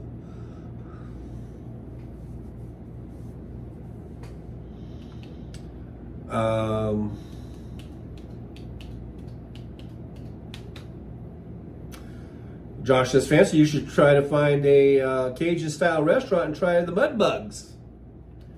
They are way better than shrimp. Fancy says, no way to that. I kind of think I might be on Fancy's side for that one. Golf Marine says, 1 strip of bacon, a string, and a bucket are all you need to gather a bushel of crawdads. Paul Burrows, we have Snake River lobster, freshwater crawfish.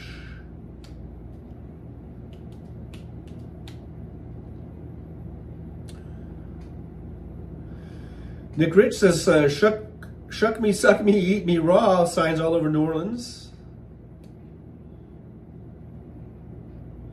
Andrew Petrie's here. Hey, Andrew. Andrew says, who cares what people may think of you? I never, in fact, I encourage it. Not sure what that's about, but I thought I would just read Andrew's post because I hadn't seen Andrew in a while. So thanks for being here, Andrew. Thanks for hanging out with us.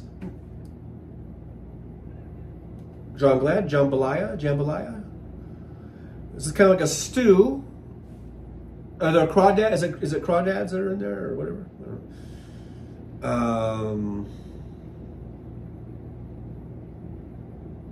Paul Burrow, I eat vegetarian animals. Marsha with the $2 super sticker. Thank you so much, Marsha. Yippee! Says last donation this month. Love you, TJ. Can't stay sorry. Well, thanks for being here. For whatever time we can get you for, we greatly appreciate it. And I greatly appreciate the $2 super sticker. And 1 down, 4 to go.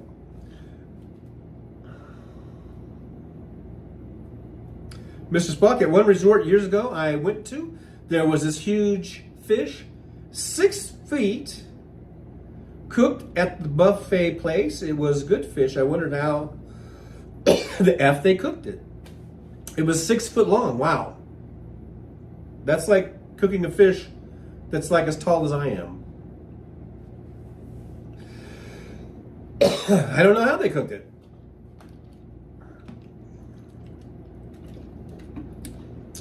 Maybe in a 6 foot long pizza oven or something. I don't know. Was it baked? I don't know. I don't know, man.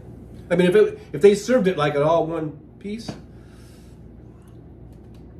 Andrew Petrie, I can do what I want. I'm 55. You can. Oh, 55 today. Happy birthday, Andrew. Happy 55. Double nickel. Hey there, double nickel. Happy birthday, Andrew Petrie. You're double nickel today.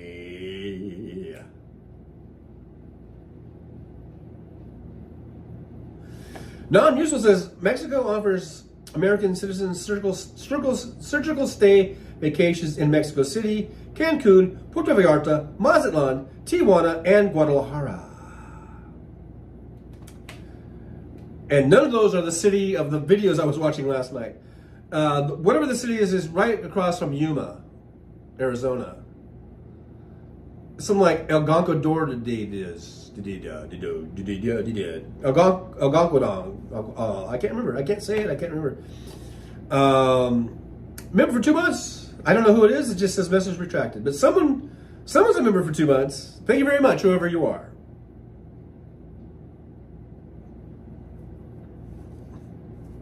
Because the name's not on here, so I don't know. I don't see it, the name.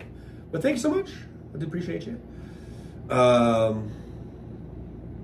Josh, crawfish discussion was not on my bingo card for today. Mine either. See, Josh, that's the beautiful thing about this show, is you just never fucking know. I might make clips all about the protesting in LA. I might spend the first 10 or 15 minutes talking about the shooting at the Bellagio last night. But no, we're going to talk about crawfish. And I'm not saying we needed, I think we pretty much, talked about those other issues enough. I'm not saying we need to just do 2 hours of that, but I'm just saying, and out of that, we've got crawfish talk, crawfish discussion. I didn't see it coming either.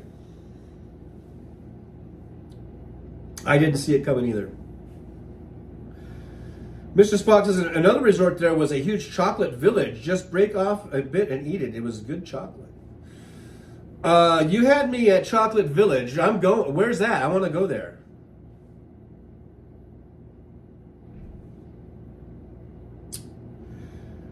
Marsha says, love you too, friends. No caregiver. See you next time. All right, Marsha. We'll probably back tomorrow at 9 a.m. Pacific time. Andrew Petrie says, I like how it all worked out. I was born on a beach. 6/9/1970.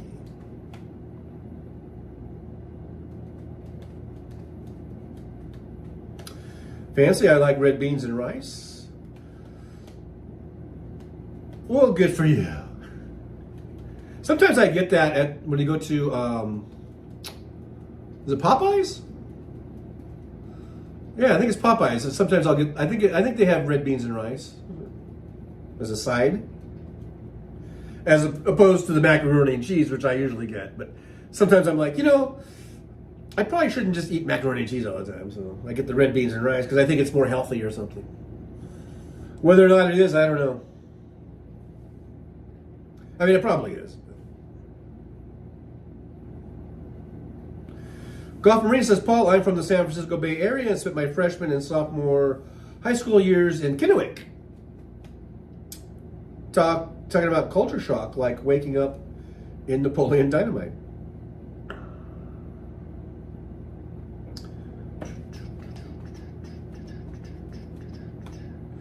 Andrew Petrie, 55. What I'm doing here, alive and all, I should be dead. You made it, man. Congratulations, you made it this far. Keep on going, man. Keep on going.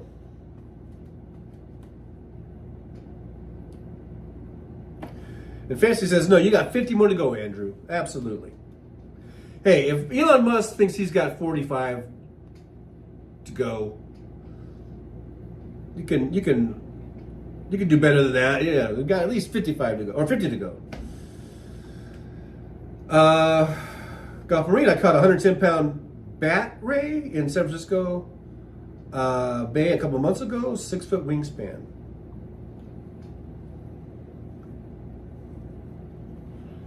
Is that like the manta ray? Or whatever they call those? Yeah. Oh, Brooklyn says Sandy was a member for 2 months. Yeah, okay. Was that Sandy? Oh, thank you, Sandy. For some reason, it didn't have the name on there. But thank you, Sandy.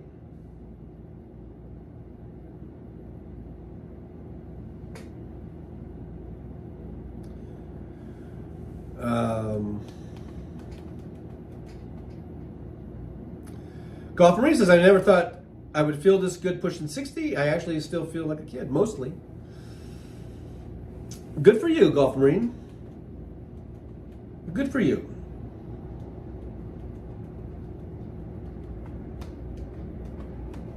Terry Tilly says, right on, Fancy. I'm 59, and who knows? 100, here I come. Well, when I was a kid, even going back to like grade school, I always thought, I'm going to live to be 100. I think it was because they used to always show that Jiminy Cricket cartoon. Where it's like, I want to live to be 103 or whatever, and I just thought, yeah, I could do that. I'll make it to 100.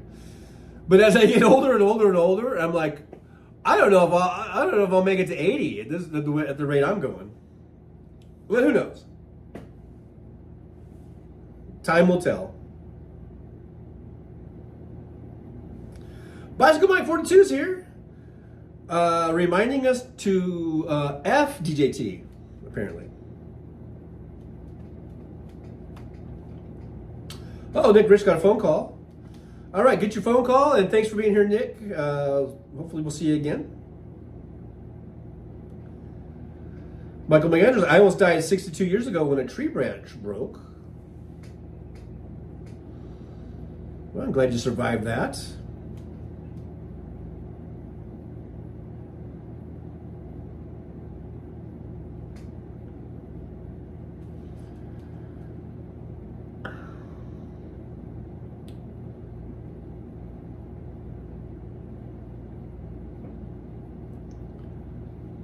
Fancy says, I expect you all to live to 100 at least. No excuses. I'll give it my best effort. Fancy. Sandy Foltz, I'm 61. My son is 31.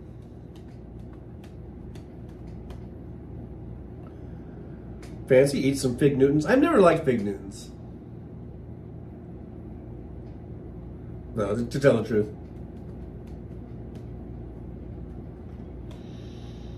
Bicycle Mike 42, I died in the operation table. I just felt love. Wow. Paul Sharky Man, I'm only 42. Well, you got 58 more years to go to the big 100. MJ Daniel says, a few years ago we went to the Bumper Shoot Festival in Seattle on the last night. Got some red beans and rice, half price, and sat on a grassy hill listening to the Bonnie Raitt Show. That sounds like a great time, actually. Yeah, Governor, I'm no dummy, no siree. I'm going to live till I'm 103. Yeah, I think we all saw that, or at least people of my age or around my age. I remember in almost every year in elementary school, they would reel out that film and something about, I don't know, exercising and eating healthy and living to 103 or something. I don't know. And I always thought, I could do that. And I did kind of think all the way. I think I felt that way all the way until maybe 10 years ago, and I'm like, I don't know. Maybe I won't make it to 100. And then seeing how some people who who are in their 90s, and how their lives just don't look very pleasant because of their physical ailments or whatever, and the aging, and how hard it is for them to get around and live. And then more and more I'm like, maybe I don't want to live to 100 if I got to go through that. Maybe dying at 85 or 83 or 87, or maybe that's a blessing in disguise. It's not like you're gonna live to 100 and be all physically fit or whatever. I mean, so anyhow, I don't mean to be Mr. Gloomy, Mr. Downer, Donnie Downer, or whatever, but there it is.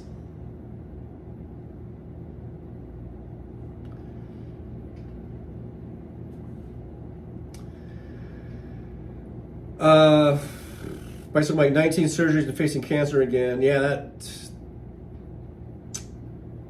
that sucks, Paul. Bicycle Mike. Wish you the best on your cancer treatments and all that. Josh says, I finally heard back from my trash company and my dumpster will be empty tomorrow. Does that count as disposable income?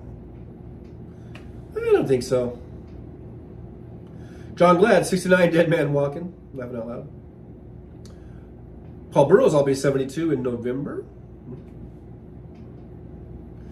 James Jaramillo almost died at 87, brain aneurysm. I was only 17. Wow. Yeah, that is, those type of things are scary because you just never know when they're going to happen. I've got a couple of relatives that have had brain aneurysms, and it just,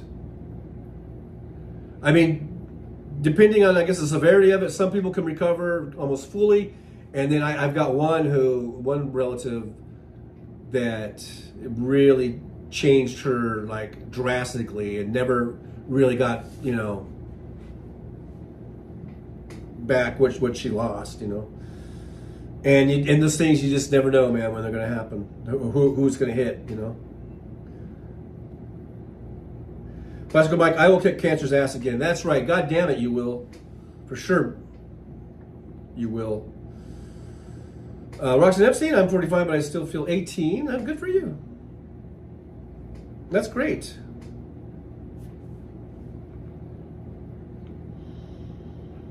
Classical Mike, I beat stage 4 cancer 5 years ago after quadruple bypass.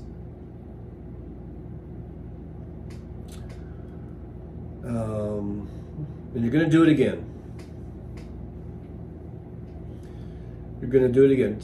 Sandy Fold says, my grandma lived to 95. My stepdad lived to be 85.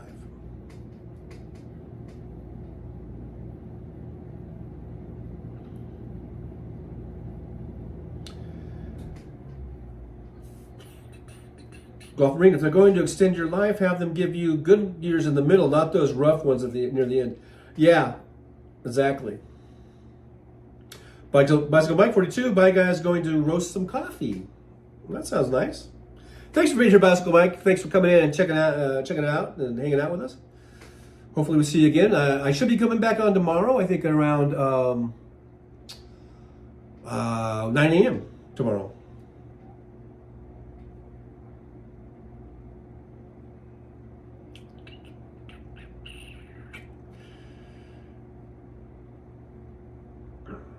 Mr. Spock's phone is up to 67% charge, I guess. Coming in at about 33%, I believe, if I recall. Now up to 67. This just in. Breaking. Brooklyn, New York says at 45, it's easy to feel 18. Yeah, I didn't want to say. I didn't want to burst their bubble there.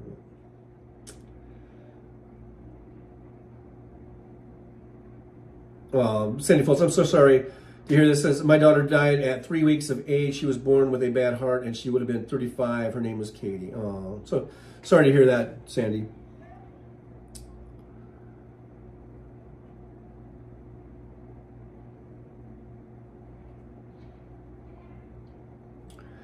Elvis Stoops says it was great watching LAPD protecting the National Guard.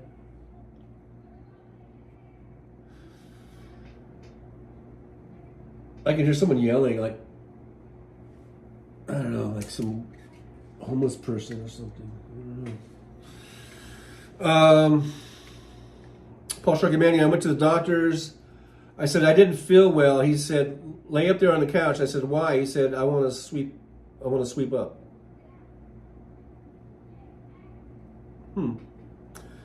Dustin's here. Hey, Dustin.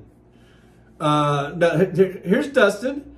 First of all, okay, look, I just want to thank Dustin for coming back in because I gave Dustin a bunch of shit, probably deservedly so, because Dustin's a bit trolly, a bit maggoty, but I appreciate Dustin for coming back. I really do. I appreciate you coming back. So thanks for being here, Dustin. Just know that I think you're helping our algorithm. So thank you for that. And Dustin, are you my relative, by the way? I have a relative with the same name. I don't think you're them, but you might be. So I just have to ask, because if you are, then I'm really sorry for all the shit I gave you, because I kind of, whatever, I don't know. But are you my cousin? That's what I'm trying to say. Because I have a cousin with the same name.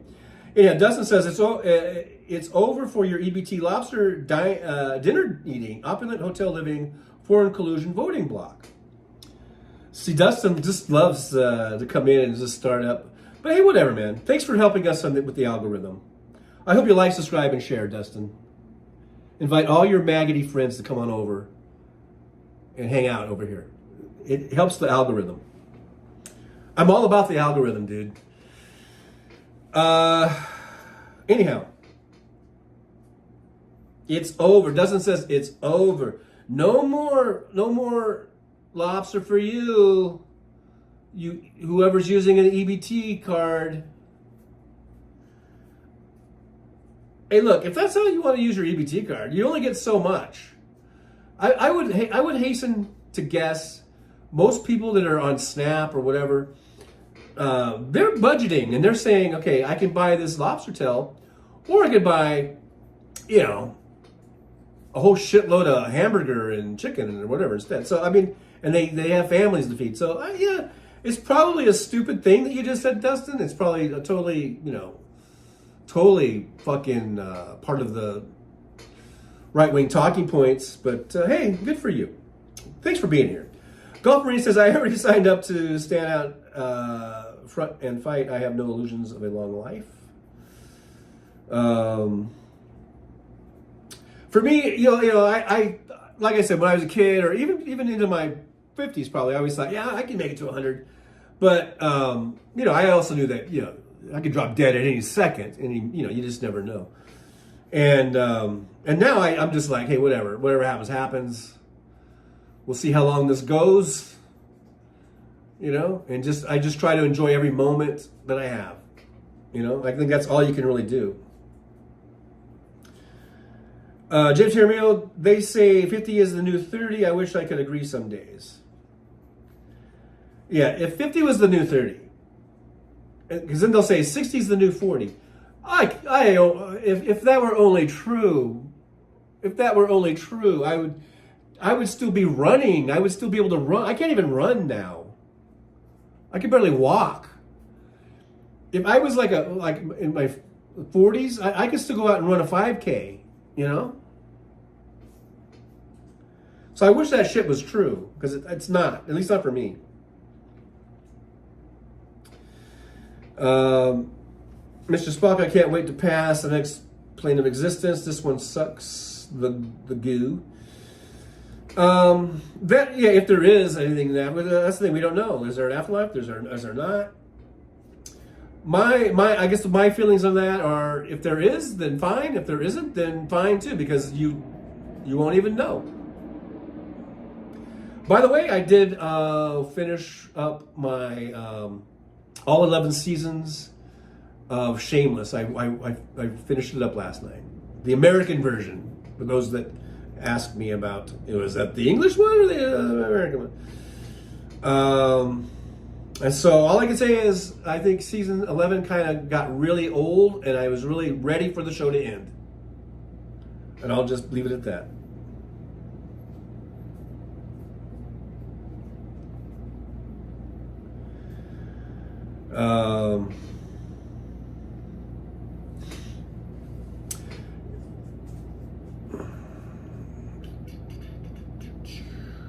McGofferine, let's give a hand to Gavin Newsom for standing up and out. Yeah, see, that's the Gavin Newsom that I like. How he's standing up to Trump and he's saying things he said. That's the Gavin Newsom I like. I don't like the milquetoasty weird podcast Gavin Newsom, where he just seems really weird and accommodating or whatever to these right-wing nut jobs that he has on his show.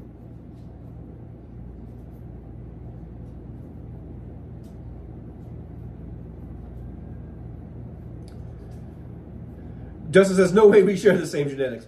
Well, you would be surprised, because my relatives that share the same name of you have very similar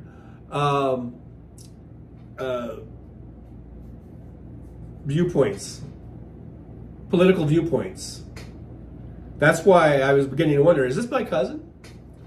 So you'd be surprised. I have a lot of genetic people that I share genetics with that are very, very opposite of me in my political viewpoints.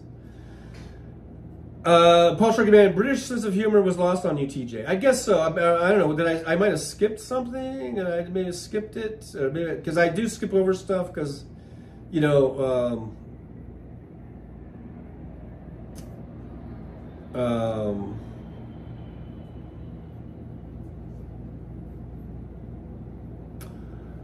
about about your doctor's office. Yeah, I don't get it. Yeah, I want to sweep up. Yeah, that's just, who knows? That's some English shit there, man. I have no idea what that means.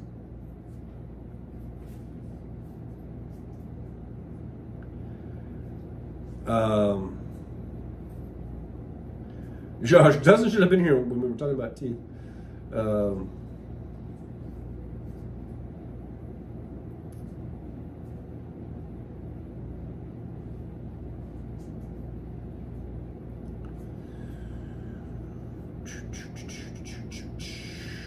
And Dustin, I am now at the point where I'm just ignoring your I'm not going to read your post out loud. It's just, you know, why should I do that? Until you have something that's actually not just a right-wing talking point, or, you know, you have something original. If you could have an original thought, maybe, then maybe I will read it.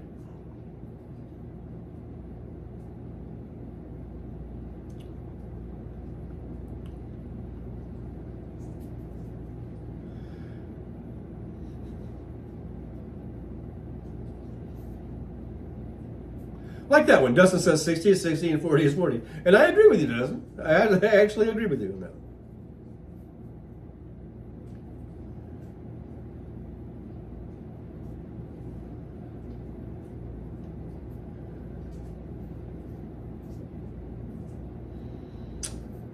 Brooklyn 47 says, remember, Gavin was married to Kimberly Guilfoyle. Not, yeah.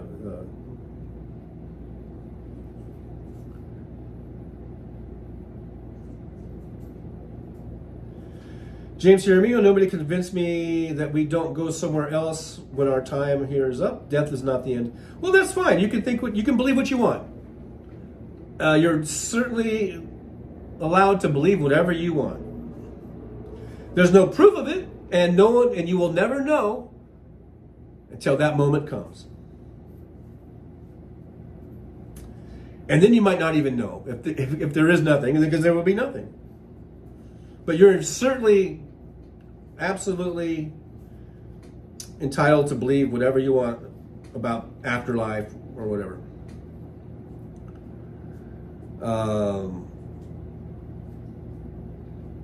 Sandy Fold says, in 2022, there was a bad shooting in Buffalo, New York. 10 black people got shot and killed at Tops Supermarket on Jefferson Avenue. I remember that. I remember that story, and that they were shot by this, I believe, this stupid white nationalist maggot. And I think he was kind of a younger person that had, I think, was drinking the Kool-Aid there.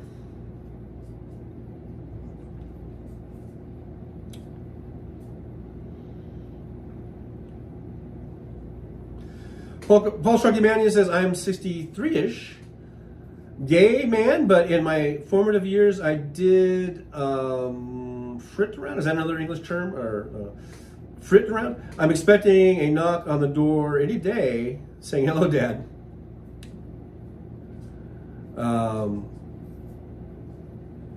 Yeah, you never know. Roxanne says, good TJ, we ignore him too. Golf Marine says, along with dandelion greens, we have a bounty right under our noses. Speaking of dandelion greens, are we ever going to get to 4,000?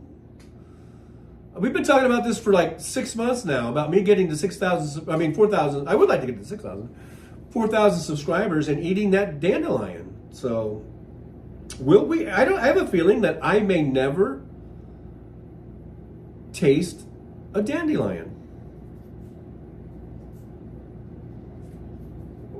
You know? And I'm kind of sad about that. I'm kind of sad.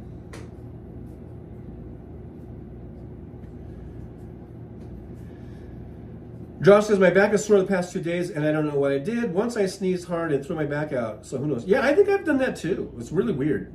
Backs are weird. James Hermio, my death experience makes me believe that. Yeah, I know people have these death experiences. I believe that your mind can create anything in your, if you're under like that, and I think your mind can create the most realistic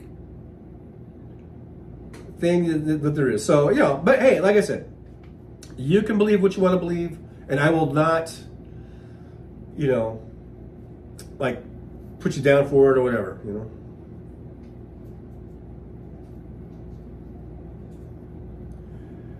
Roxanne says frozen. Did I freeze for a second there?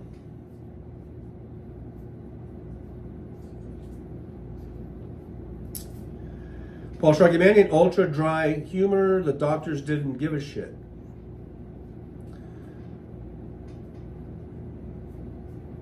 I get it. I get it. It's like, you were there for your doctor's appointment, and then the doctor's just like, I gotta sweep up and clean up.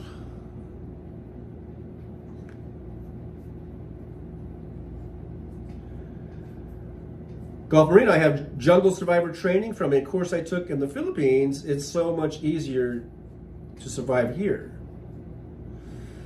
Yeah, I suppose so. Stephen Sayers, I'm still wearing my TGL cap. Stephen Sayers, I didn't even know that I sold one of those. I have to get in touch with that site. The thing is, I forgot. I lost my login information. I guess I need to call customer service or whatever, and I need to find out how to get back into that, because I didn't even know that I sold one until you've told me that a few times. So but I appreciate you buying one, and I hope you like it, and I hope it's a nice cap. I haven't even ordered one myself. I should order one myself, but I need to get into that site there that makes those, but I just keep forgetting or whatever. Mr. Spock says, logically, if Israel gave the U.S. detailed info on the 9/11 attack, they would alert the public, but they didn't. Same as October 7th. Nobody brings this verifiable information up. It's like a conspiracy. Wow, Mr. Spock just coming out of left field with some old 9/11 talk. Which is fine. We're open forum here. We can do whatever we want. Although we are almost at the 2-hour mark, and I will be ending the show here in a couple minutes, as I have got things to do today. Lots of things. I do need to do some grocery shopping, and I need to take some laundry to the laundry, and then I need to swing by that apartment and see what's going on with that again, and I also then need to go to work. I can't keep taking the nights off. I got to get back to work. Roxanne Epstein, Hal just got to 82,000, and it took a long time. 2, don't give up. Hope TJ, it's a good goal. Yeah, I know it's been taking him a long time, but I think Hal's started with 4,000, like way back years and years ago. Steven Sayers, I like the orange. Oh, I know. Maybe I wasn't supposed to read that. Fancies, I just ordered a Fancy's Place mug from myself. Fancy's Place. Oh, nice. Paul Burrows, never iron a 4-leaf clover. You don't want to press your luck. Ba-da-boom. Sandy Foltz says, TJ, what's going on with the leasing office? I know, I haven't heard anything back. I called them. Again, they don't answer the phone. But I'm going to drive by there again today and see what the hell's going on.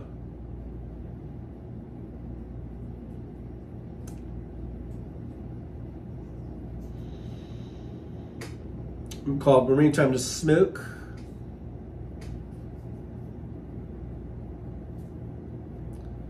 Fancy is 200 away from 80,000 on Blue Sky. I know, Fancy, you have just really taken to Blue Sky. You're on fire over there, girl.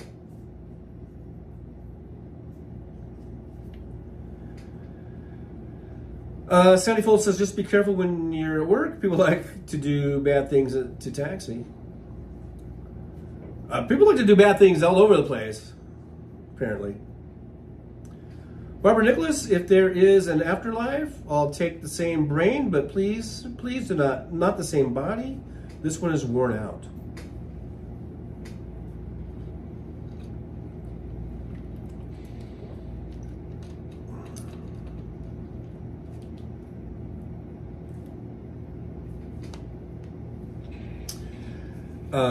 The Soulcraft says you should start producing little shorts like your feet on the dashboard. Do some cool, like Tarantino style desert stories. Yeah,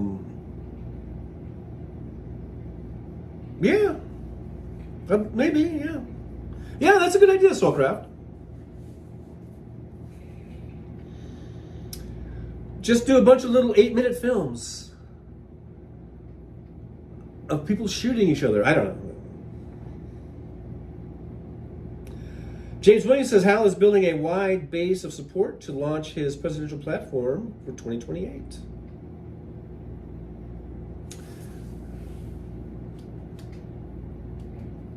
It'd be interesting to see if he can do that.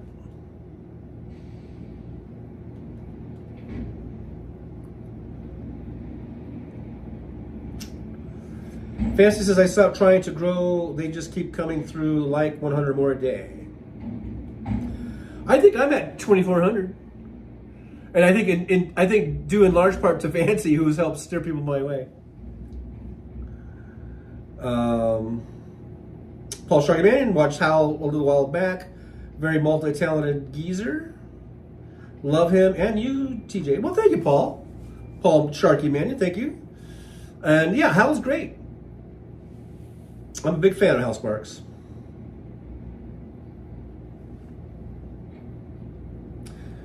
Mr. Spock says, reality is tossed away, mob mentality takes over. Yeah. Gotta watch out for that mob mentality.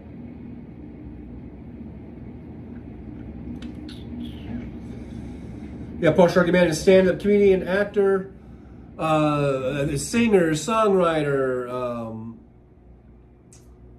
YouTube show host. All kinds of stuff.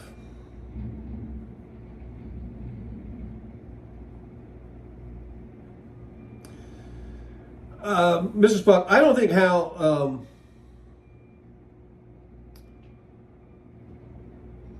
well, I'll let Hal speak for himself, I guess. You can go and talk to him about it. But I think Gaza and the Palestinian-Israel issue is very complex, and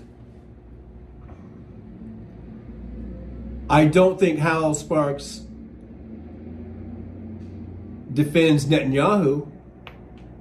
I think he does defend Israel's right to defend itself, as I do.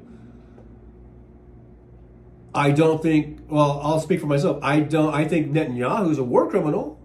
It's one thing to defend yourself.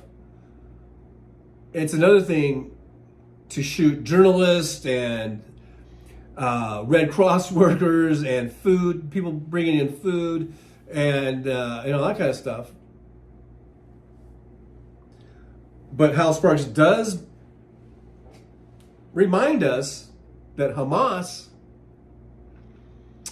has no qualms whatsoever about using human beings as shields.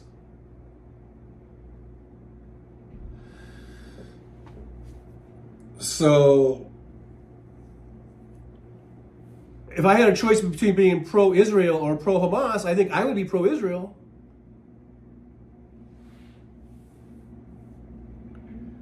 Are you pro-Hamas, Mr. Spock? Is that what you're saying? Are you pro-Hamas? Are you kidding me? Mr. Spock, genocide is never acceptable. This is not genocide. Even though I guess was the UN, did the UN come out and say it was genocide? Or something like that, but I don't believe it's a genocide. Now, it's horrible what they're doing and how I think how Israel has definitely exercised like an overkill or recklessness.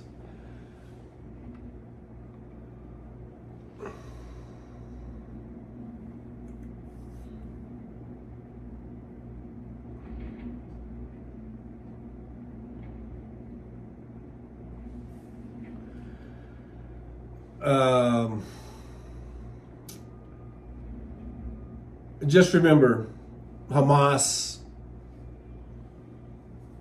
started this, and they do build and shoot rockets off, from hospitals and from schools and they so it's I don't know what the fuck do you want?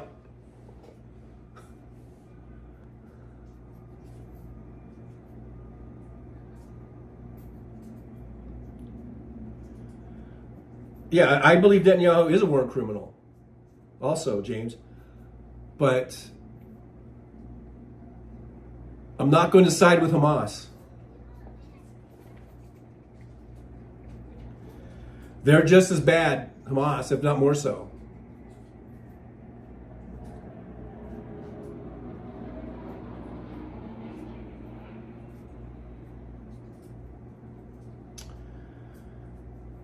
Pamela says, Netanyahu is not after Hamas. He is unaliving people. You can say kill. Okay, you can say kill. You don't have to say unaliving. This isn't TikTok. Unaliving people going for food.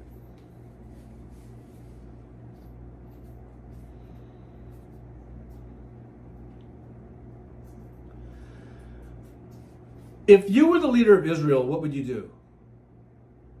I think that we would do things differently, a little differently.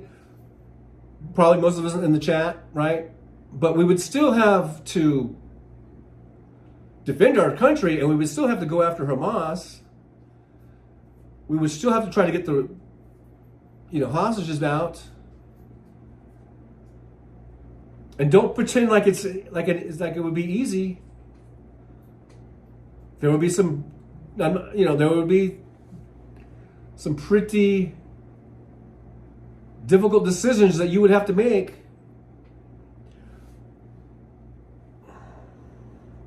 I'm not saying put your shoes in Netanyahu's shoes, because I think the guy's a criminal. I think he's another Trump who doesn't give a fuck about human life. But put your shoes as being the leader of Israel.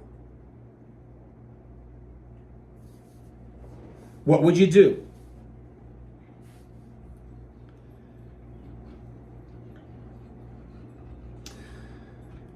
Paul says it's not complicated. It can't be genocide. They are squeezed into a tiny area.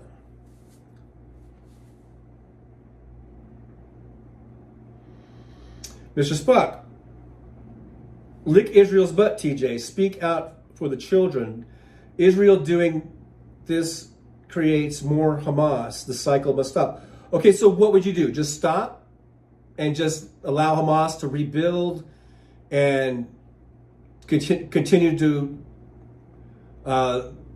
lob rockets into your country and to continue to, conspire? What would you do? Tell me what you would do. Tell me what you would do. And don't give me any bullshit. Tell me exactly what you would do. If you were the leader of Israel, I want James Jaramillo, I want Paul, I want Pamela, I want all of you guys. Tell me exactly what you would do. After your country had been attacked and your citizens had been brutally murdered and raped, children, mothers and fathers, What the fuck would you do? Tell me what you would do, and don't give me any bullshit.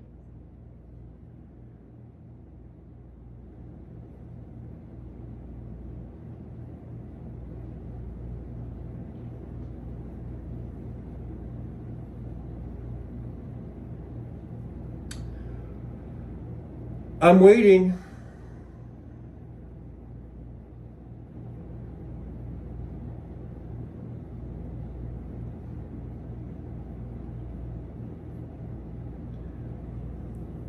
They're starving, and they're allowing trucks in every day.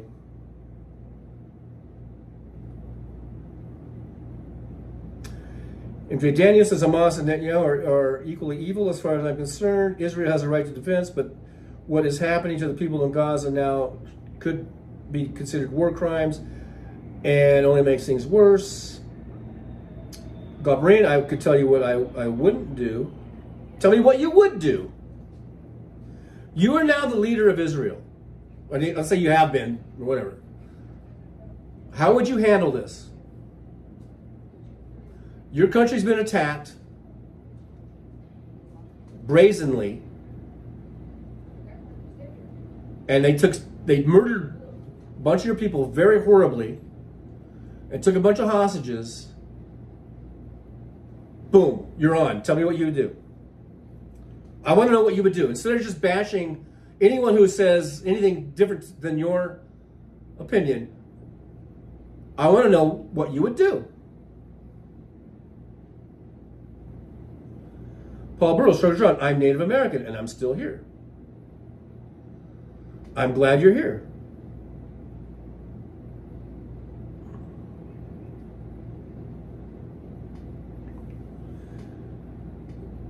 Mr. Spock, Israel knew and did nothing to cause this at TJ. You're not looking at the big picture, duh.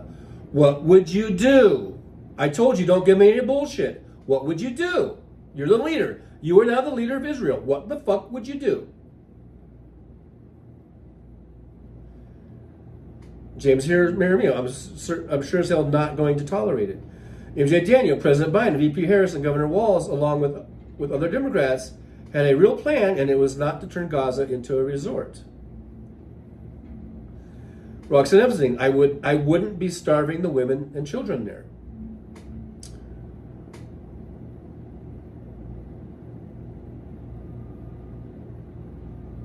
Still doesn't tell me what you would do. Mr. Spock, Bibi did this to keep him out of jail. That's evil. What would you do? What would you do? Just tell me, what would you do? Gaza is bombing your country, and they're flying over the fences, attacking these people at this music festival, murdering them, raping them, and murdering them, and going into these settlements and murdering families, murdering their children right in front of their parents, and then murdering the parents, taking hostages. You're the leader of Israel now. What are you going to do?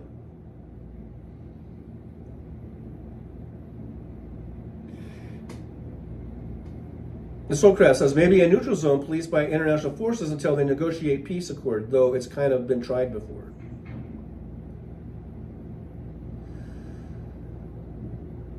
Josh says historically that region was almost entirely Palestine. It was split up by Western empires not too long ago. Okay, well, that doesn't tell me what you would do. Golf Marine, is there anything between CS gas and 5,000-pound JDAM bombs? Okay, I don't know what you're just saying. You're just going to bomb them all. Robert Nicholas says, but not taking out innocent women and children, starving them to death. What are the casualties compared to each side?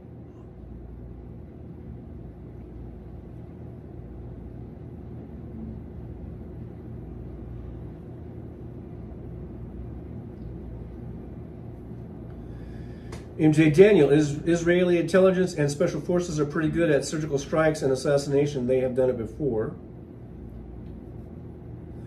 Mr. Spock says, obviously you don't look at the facts, TJ.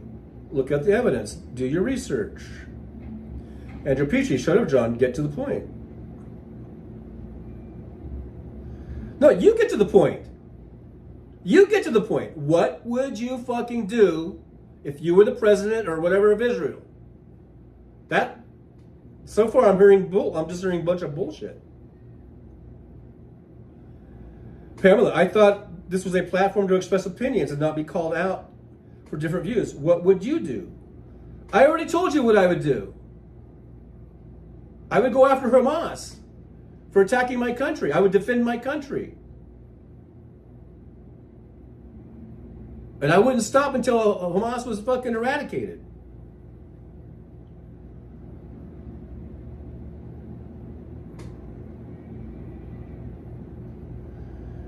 And Pamela, I'm asking you to express your opinions. I'm asking you to tell me what you would do. It's the point I'm trying to make. It's very easy for us to armchair quarterback this. But if you actually put yourself in that position, you're the leader of Israel. And you've got to defend your country. You're under attack. What are you going to do? That's all I'm asking. It seems like it's a simple question, but there's not really a simple answer apparently. And I do think that there is a bit of hypocrisy here. You can just blanketly or whatever say, Israel, like the whole thing started when Spock was saying about how Hal is defending Israel. So you can make that comment, but when I ask you what would you do differently, or how would you if you were the one in charge, I don't know. It seems like I'm just getting a bunch of bullshit.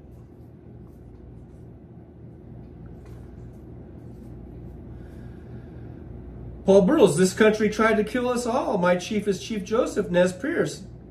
Read the truth about genocide and the American Indian people.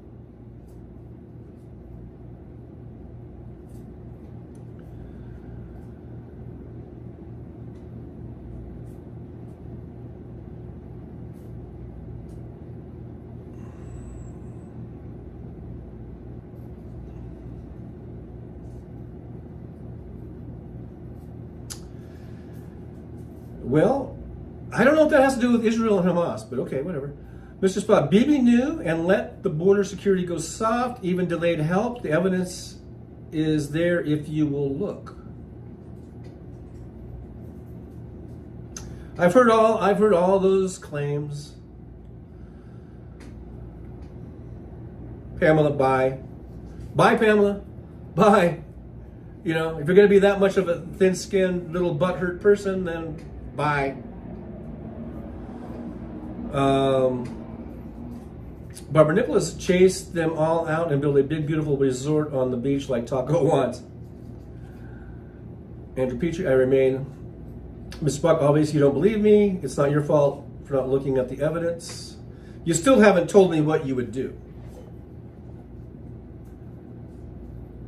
Andrew Petrie, I need a cigarette. The soul craft, very complex, like you said. 50 of us can't agree. Any wonder two nations with thousands of years of history haven't.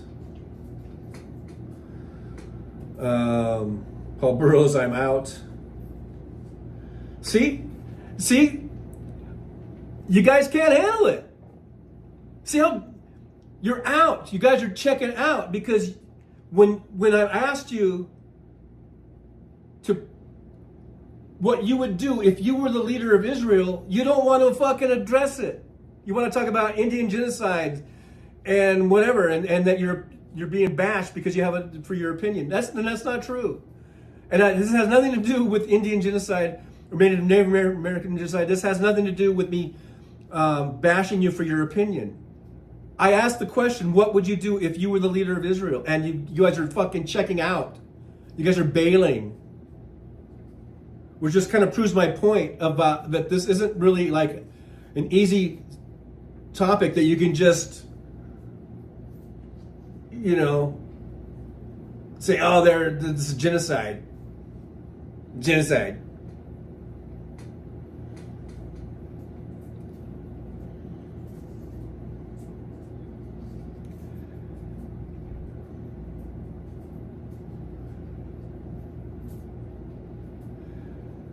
Josh says TJ needs a different background when we get into deep discussion. Barbara Nicholas, I would do it with boots on the ground, not bombs, sporadically, hand to hand like the old days. And I agree with that, Barbara. That's what I would do. I would do more of that. But what do I know? I'm not a military expert. And you know, maybe they've done an analysis that would be too risky for to go boots on the ground. I don't know, but that's how I kind of lean, Barbara. That's the way I've been leaning to that will. The Soulcraft, how fragile we are. How fragile we are. Gulf Marine. TJ is all in on genocide. No, I'm not.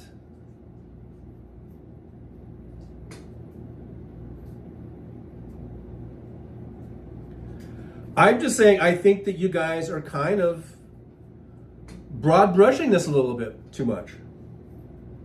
James, I'm not going anywhere. Good. I'm glad you're still here. Andrew Peachy, really, John? Really what?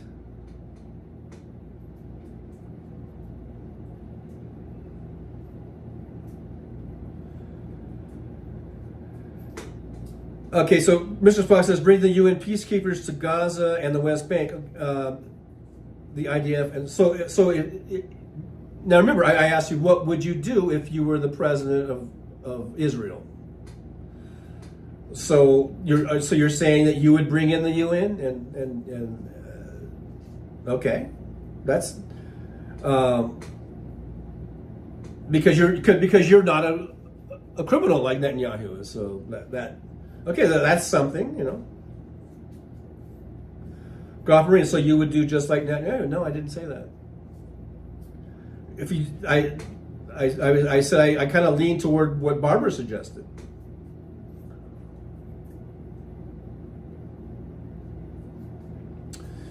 Paul Shrekman, in the Jewish world can't get rid of the Islamic world. I think they've just had their pound of flesh by now.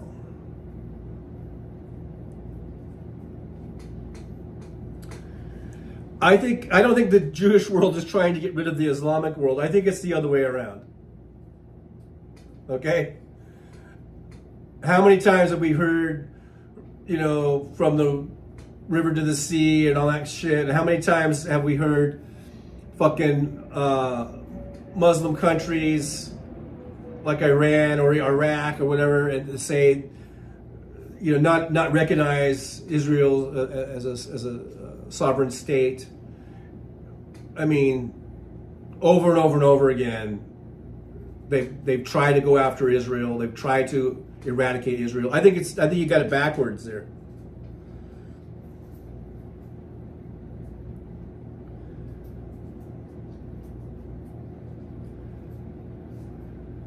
Josh says there's a little aspect of the bus versus the baby paradox in the situation. Otherwise, it would have been solved. Blanket statements and generations are productive. Gulf Marine, house to house, just like Fallujah. Yeah, well, I mean, yeah, I think so.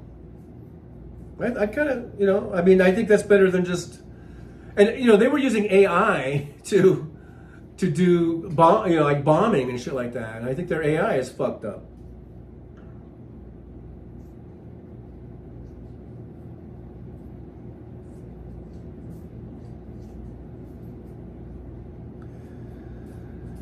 Mrs. Buck, is that logical enough for you? I guess so. Roxanne, very complex. Andrew Petrie, not now, John. Roger Waters, fuck all that.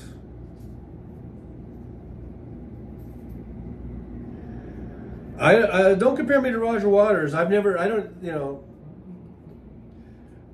the things I've heard Roger Waters say lately, I don't agree with. So I don't know what you're talking about. Mr. Spock, Bibi is a war criminal, only I don't know what that is, at the Hague will do.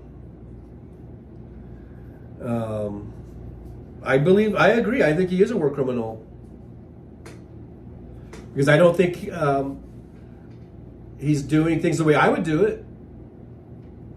But I do think when you say, or whoever it was, that Hal defends Israel, I don't think there's anything wrong with defending Israel. Because I think the country of Israel should be able to defend itself. Now, the way Netanyahu has gone about it, I don't necessarily agree with, especially after a certain time there, you know, where it's just been going on and on and on.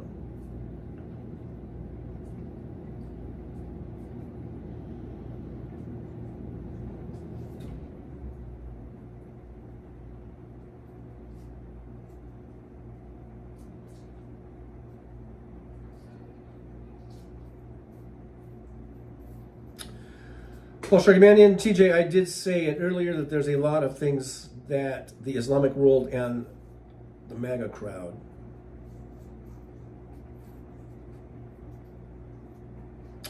Andrew Petrie, my place smells like heaven.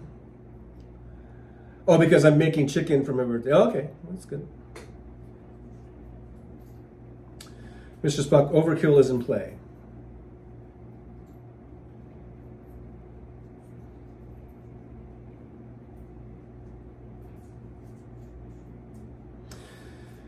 But yeah, like I said, I believe Netanyahu is a war criminal. I think he's done things way, you know, like overkill, like we're talking about. But this whole thing got started when someone said that Hal is defending Israel. Like that's a bad thing. I don't think it's a bad thing to defend Israel. And I think that Hal has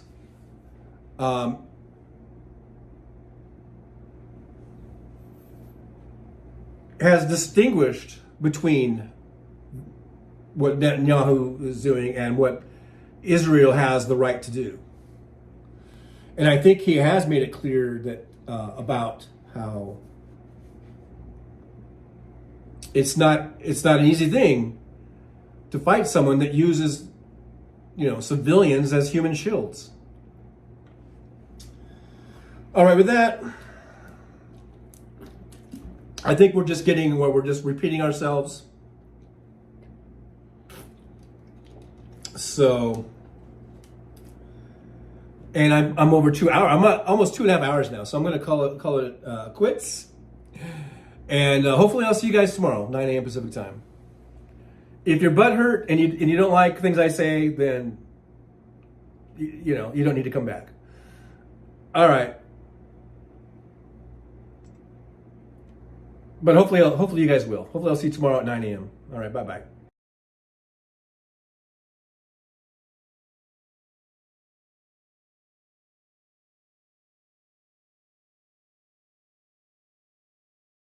Well, it's time to say goodbye. The show has come to an end. But don't be sad, no, don't you cry. We're all gonna come back and meet again. We'll have some fun times, hopefully nothing too bad. We might talk about war crimes, might talk about Baghdad. I doubt we'll talk about door chimes, but if we did, I'd be only too glad. So hostile of Easter, baby. The show is over, but could I ask you maybe to take a shower? No, that's not what I meant, but I couldn't think of anything to rhyme with over. Now my whole rhyming scheme is all screwed up. Oh shit, I should have stuck to truck driving, who I tried to kid. At least when I was out there driving, I could handle a skid, but do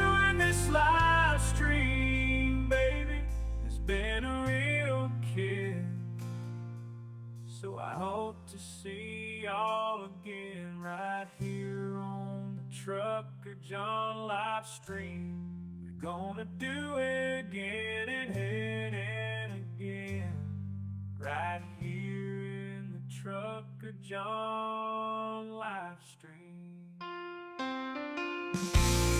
Yeah, the Trucker John Livestream. We're gonna come back and do it all again. No, this ain't no dream. This is where we win, right here on the Trucker John Livestream. No, it's time to say goodbye. The show is coming in. But don't be sad, no, don't you cry. We're all gonna come back and meet again. Trucker John, on the road he rides, live streaming all through the nights. From politics to pop culture he speaks. No topic is off limits, nothing is weak. From Vegas to the highways, he'll never tire. Shouting about food, talking about desire. He's the rebel of the asphalt, the king of the night. With a microphone in his hand, he's ready to ignite. Freedom is his fuel, passion in his soul. Gotta express himself, gotta take control. Moving through the country, keeping it real, no filter, no holding back, nothing to conceal.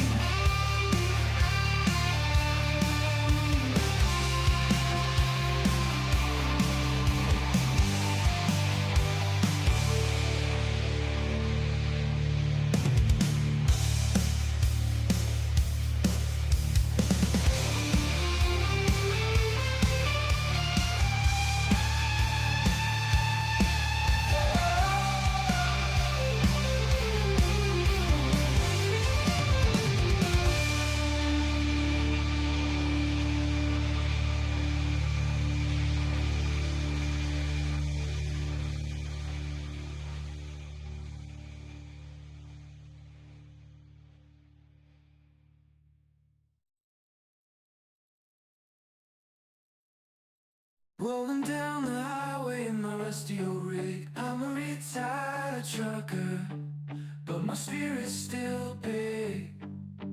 Living in Vegas, where the lights never sleep. Broadcasting my thoughts for the world to keep. From politics to pop culture, I've got it all. Sharing my views, no matter how big or small. Talking about food, the movies and bugs, shining a light on all the social issues. No shrugs, I've driven through the desert, seen the city so bright. But now I'm living in a different kind of fight. From my apartment in Las Vegas, I hold the key, exploring the world through my live stream for free.